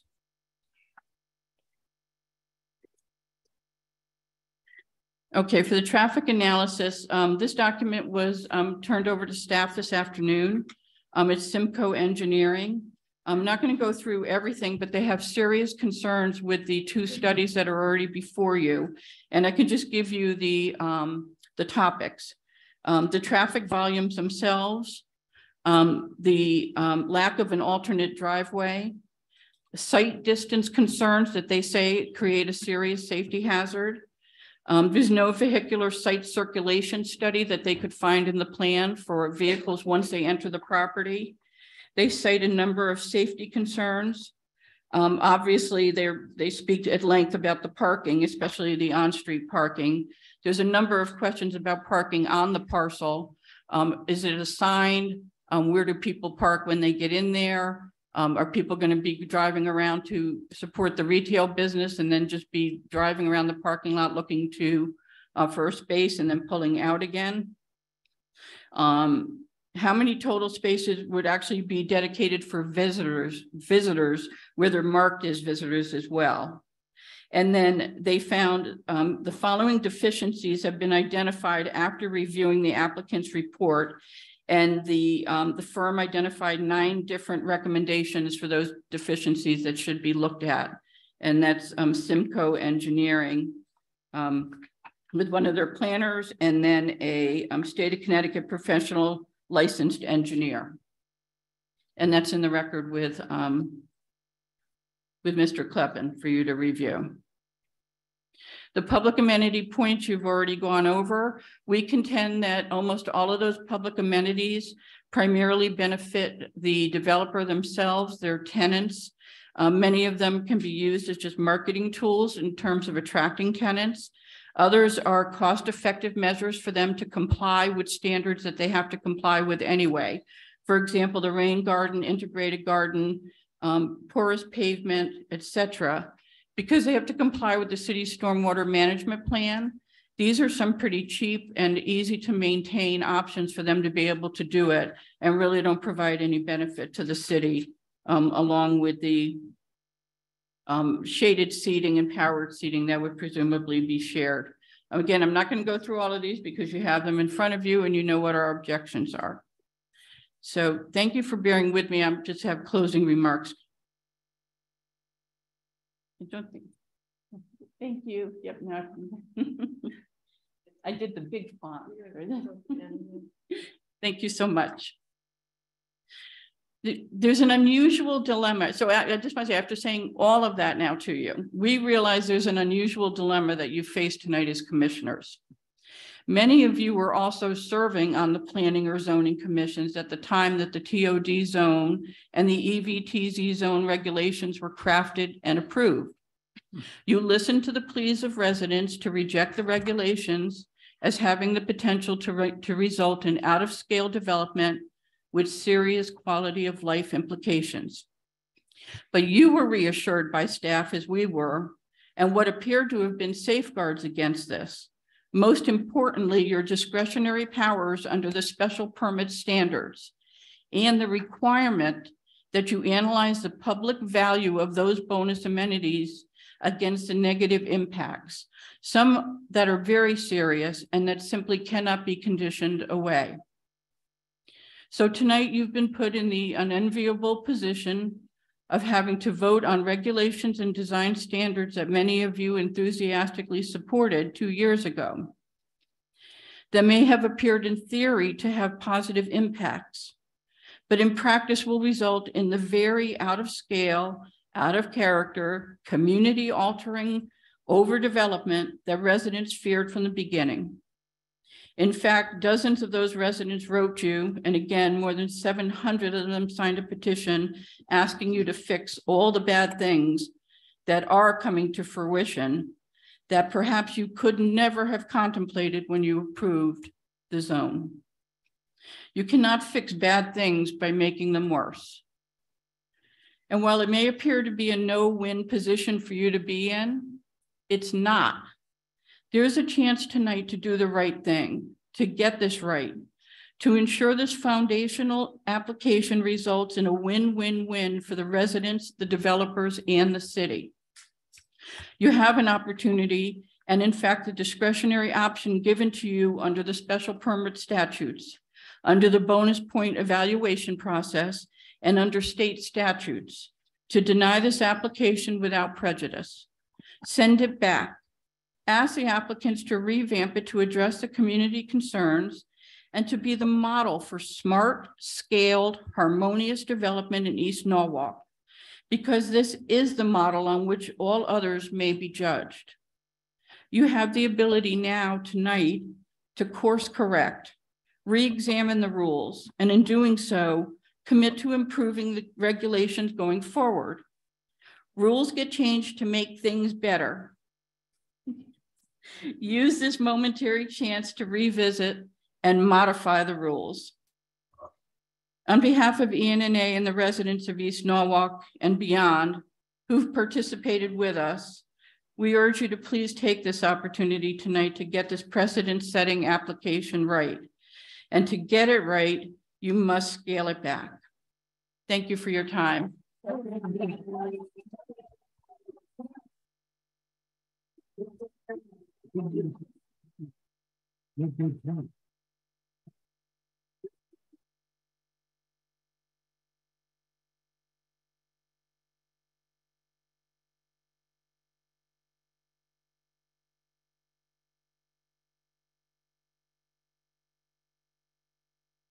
This is the point at which we close the public hearing to public comment. Typically at this point, we'd go to the response from the applicant, but I want to have a conversation with the staff and with the applicant. I don't know the implications, the full implications. I know only a little bit about it, about intervenor status. And I feel the need for all of the commissioners to understand what that means, what the implications of it are, and how we need to respond to it. And we have the earlier question that I brought up about the traffic study having not having summer numbers.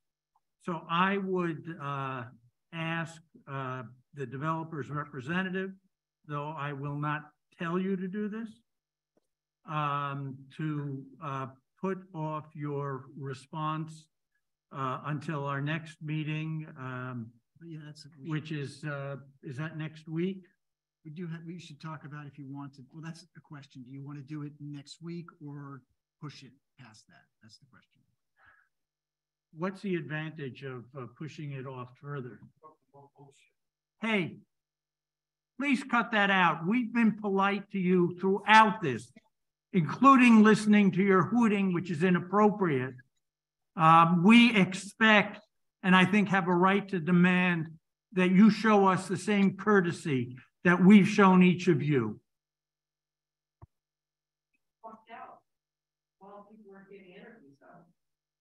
They walked out because she had a child. No, I'm not talking about you. I'm not. I really am. It's the gentleman in the sunglasses and the gentleman in the white shirt over here. They both walked out while we're talking. Yeah. I'm a 74-year-old commissioner who has to use the bathroom once in a while. Sorry. All right, so I'd like to hear from Attorney Blank on this. And I'm sorry, Chairman Schulman. I sort of, between the hour and the what's going on, I've lost what the question to me is.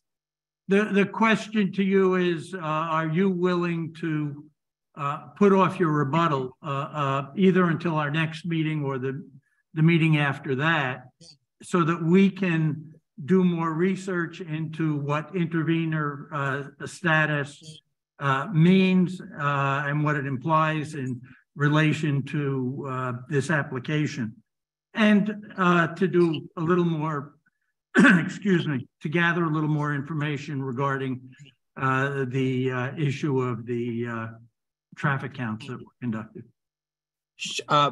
Yeah, I think we don't have an objection to presenting the rebuttal, and it is late now, and the rebuttal will take some time to either of your next two meetings. Although Brian, I haven't run the math out. There's a deadline to commence a public hearing, which was on us before, but there's also a deadline to complete the public hearing, which I know we're fairly close to, even with any extension that we can give. So as long as we maintain that within that deadline, it's fine with us. Okay. So they're just. But can I add a little bit more though, Chairman Schuman, before we sort of move on? So the other thing I just want to put out there now, we don't need to go into detail till we do a sort of a more formal rebuttal, is that we did hear there was lots of comment both about park traffic counts as well as generally from the public wanting Cemetery Street to remain 2 lanes as opposed to the 1 lane, which was proposed essentially by the city, that we had no objection to that, and we're willing to make it 1 lane and essentially foot the bill. Okay, let's deal with that as part of your response. Rather than attempting to answer that now. Steve, what's your recommendation regarding when we can continue the hearing? So your meeting is next week, your regularly scheduled meeting on the 22nd. Right. No, that's a special meeting. Yeah, thank you. So we could do it that night. The agenda items that you have on there are not, there's no public hearings scheduled. They're more, I'd say, administrative actions that you'll have to deal with and some new items for you to consider. I would think each one of those would be like a 20-minute max kind of thing. There's 4 or 5 of those. So it's a question of you're okay proceeding after about an hour and a half with resumption of rebuttal and any other items that you have. I would suspect that Attorney Blank's presentation is going to be rather lengthy. And we have no right to tell them how long it can be. If it's anything like the presentation, that was almost 3 hours. So no, it will be. I mean, I expect our presentation would be around an hour, with the large caveat that if we get, which is you're right and I expect, peppered with questions, it could become substantially longer. But uninterrupted, it's probably an hour or so. Okay. Well, does it make sense to have a separate meeting, like 2 meetings in a week or something like that, versus the stacking in with something else? I just very much worry of regular course of business it always goes longer than we anticipate. And then I imagine we're going to want to have the rebuttal, have conversation, potentially act. And right. That is going to be a multi-hour process. What would be, Steve, the next meeting?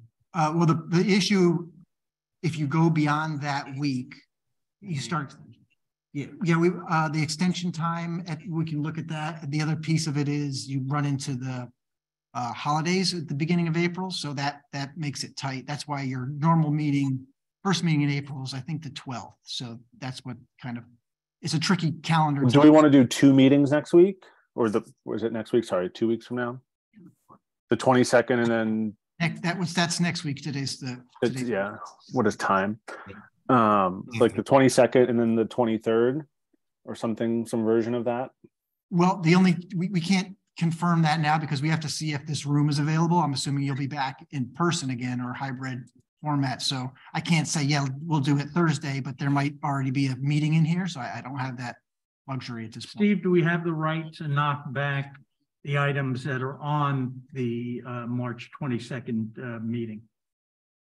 Yeah, except those people are probably not going to be happy with getting. I mean, there were a couple. Well, I understand, but I'm trying to be fair to Attorney Blank, fair to the public that's now already come out to. Right. The other issue, when we did set that meeting up on the 22nd, there were several commissioners who couldn't attend on the 22nd because of other commitments, when that wasn't on the docket already. So I think your turnout was probably 6, maybe 7 at that meeting. So that was. But there's no assurance, of course, that the following meeting would have a better turnout. Right. Yeah. What if we put the other items on after Cemetery Street? So we don't start with the other items. We start with Cemetery Street on the 22nd. Then we go to the other items. So if it turns out to be 11 o'clock at night, then we have to figure out what we're going to do with the other items, not figure out what we have to do with Cemetery Street. It's a reasonable suggestion, Galen. That's fine with me. It's just a question of if you're comfortable with who's going to be here or in terms of the number of commissioners. I might have it. How many commissioners? What day are we talking about now? Next Wednesday. Next Wednesday. Yeah, I'll be here. You're not available? I'll be here virtually. Could you do it remotely? No, I understand. Yeah, the three that were, well, Tammy just indicated she was, at least previously indicated she wasn't available. I think Nick indicated he wasn't available, and Hector was a question mark. The three I can probably change things if we're doing this, if we need to do this on Wednesday. Okay, and you, Hector, do you have any flexibility? Depends on number three. What about Darius?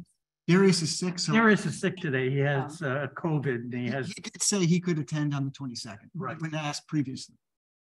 All right. All right. Do we require then from Attorney Blank a request to extend? We don't need it for that. We don't. Okay. Does March 22nd? Can you make that work for you? Yeah, we can. And if you did it as a special, if you wanted to start a little earlier, we'd make that work too in the day. An interesting My thought. God. What's that, Galen? I said, if we start any earlier, I think that's sort of unreasonable. 6 o'clock is pretty early. People have other obligations. Mr. Chairman, Mr. Manzi was very kind to tell us BET has a public hearing scheduled for the 22nd in here. So I'm assuming. Well, how were we going to hold our meeting on? We were going to be virtual because there was not any, it wasn't going to be in person. It was going to be virtual. Is there any? Can we do the rest of this virtually? Everybody who's attending in person can attend virtually and see everything, every bit of what's going on. It gets tricky when the meeting is requested to be in person or hybrid. You have to honor that request. I mean, technically with a special meeting you don't, but I think having gone through two of them now and then try to reverse another third, I don't think that would be fair to the folks that showed up. What about using the concert hall? I asked, and at least Larry indicated it wasn't quite set up for that. But Thursday still could be available. Obviously, it's a different day, but the 23rd. Yeah. So I guess we have to find out when the room's available, and then we have to back into that. Yeah, we can look, try to figure out if there's anything scheduled for that night while you guys are asking other questions, I guess. I may have a conflict. On the 23rd? Yeah. Well, let's try and make it happen on the 22nd. I don't see, if it's available, why we couldn't use the concert hall with people sitting in the audience and we'd sit up on the podium. Well, I have to defer to IT because I am not going to be able to set up a remote meeting for you. Okay. Hybrid meeting that is not set up to do that.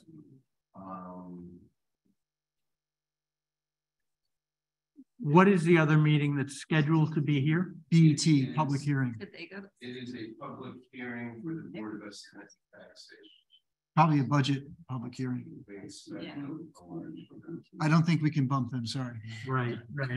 I understand. What about the library or why not continue now? Pardon me? Why not continue now? No, it's 10:15. Spent 15 minutes. Yeah, I don't think there's anything in here next Thursday, the 23rd. Let me see who's available next Thursday. We have to confirm, but it doesn't, at least from what I'm seeing, it doesn't look like there's anybody in here. We do Zoom then. I mean, why, Steve, why can't we just make it a Zoom meeting? Is there some regulation that says once you start with a public hearing? I mean, we can confirm tomorrow. I mean, the only thing I hate to do is leave it open-ended with Well, can we resolve, do you believe you can, excuse me, resolve this tomorrow? So that we, Yeah, we can, we can get the information out to Ina? yeah, I mean, if that's. You're talking about the 22nd. Yeah, if they don't send us a hard back. Yeah, I think we can resolve it tomorrow. Okay. Yeah. I apologize for that. I was under the impression going into tonight's meeting that we could do this on the 22nd if we needed to. All right, we need to take a vote on this, Steve? Yeah, just to continue the. Okay, and can I have a motion to continue this public hearing to 22nd? Yes. Of the month? Okay. Mr. Rowena moved, Ms. Tabachnik and Ms. Langelis seconded. All those in favor, we have to do, Steve, we have to do a roll call. Sure. Apparently when you have a hybrid meeting, your actions have to all be by roll call. All right, I'll start with in person, Ms. Tabachnik. Yes. Ms. Langelis. Yes. Ms. Jordan Byron. Yes. Mr. Rowena. Yes. Mr. Schulman. Yes. Mr. Cantor. Yes. Mr. Patches. Yes. Mr. Mushak. Yes. And Ms. Wells. Yes. I don't think I missed anybody. Nope, I think that's okay. All right. We still have some very quick agenda items. It's not too late to run through these. Approval of the February 15th minutes. Again, is there a motion to, okay. Ms. Langelis moves, is there a second? Mr. Rowena seconds. Let's, again, another roll call. Start with in person, Ms. Tabachnik. Yes. Ms. Langelis. Yes. Mr. Rowena. Yes. Ms. Jordan Byron. Staying. Mr. Schulman. Yes. Mr. Cantor. Yes. Mr. Mushak. Yes. Mr. Patches. Yes. And Ms. Wells. Yes. Okay, and then motion on the minutes of March 2nd. Sure. Ms. Tabash. Oh, I'll have you put it up for a vote, I guess. Oh, yes. A motion to approve. Okay, motion to, okay, Ms. Langelis has made a motion to approve the March 2nd minutes. Is there a second? Ms. Tabachnik, second. I have a question, since we seconded. Go ahead, Mike. I just am curious with the recordings as well as the minutes that are, in the record. Is the recording going to be in the record forever, like the minutes, or is it just the written minutes that end up being the record, the kind of document of record? Do you guys know the answer to that? I mean, as far as I know, I could ask Larry. He's talking with somebody, but I think the city YouTube videos are intended to be there in perpetuity. They're part of the record if they need to be part of the record in terms of, if we ever got an appeal, that would be part of the record, or we would just prepare a transcript from the written testimony as well. And I ask because Diana does a great job of summarizing the kind of sometimes convoluted conversations that go on, but there were things that when I read the minutes that I remembered saying that, when she was summarizing, they just didn't get put in. And this is not a criticism at all of Diana. Trust me. It's just that, the actual spoken word, it would be sort of like minutes that were verbatim. Right. And that's what I would hope would be in the record, not what's in the actual minutes, which are a summary of what's said. I think that's correct. Okay, good. Then I will vote. I'm going to. All right. Well, we need to do a roll call on the. Oh wait. The March 2nd minutes. Ms. Tabachnik. Yes. Ms. Langelis. Yes. Mr. Rowena. Yes. Ms. Jordan Byron. Staying. Mr. Schulman. Yes. Mr. Cantor. Yes. Mr. Mushak. Yes. Mr. Patches, Yes. and Ms. Wells. Yes. Okay, comments of the director? Nothing. Okay, comments of the commissioners? I know, Nick, you might have a report, but I just as soon hold it if you don't mind. Yeah, no, there's been no follow-up. Okay. And I think from now on, we should have a break every 2.5 hours. It's not unreasonable. I don't think it is, even if it's only 5 minutes. Okay. I agree. Like 8:30, like 8:30 and 11 o'clock. I would think you'd be breaking permanently at 11. Breaking. Okay, finally, motion to adjourn. Ms. Langalis made the motion. JJ seconded again. Mr. Bashnik, Ms. Langalis, Yes. Mr. Rowena, Richard, say yes. Yes, yes. Ms. Jordan Byron. Yes. Motion to adjourn. Adjourning. Mr. Schulman, Yes. Mr. Cantor, Yes. Mr. Mushak, Yes. Mr. Patches, Yes. and Ms. Wells. Yes. Okay, thank you all very much for your patience. Good night. Look forward to seeing you all next week. Good night, everyone. They turn the machine I'm off. not trying to be Joe Biden.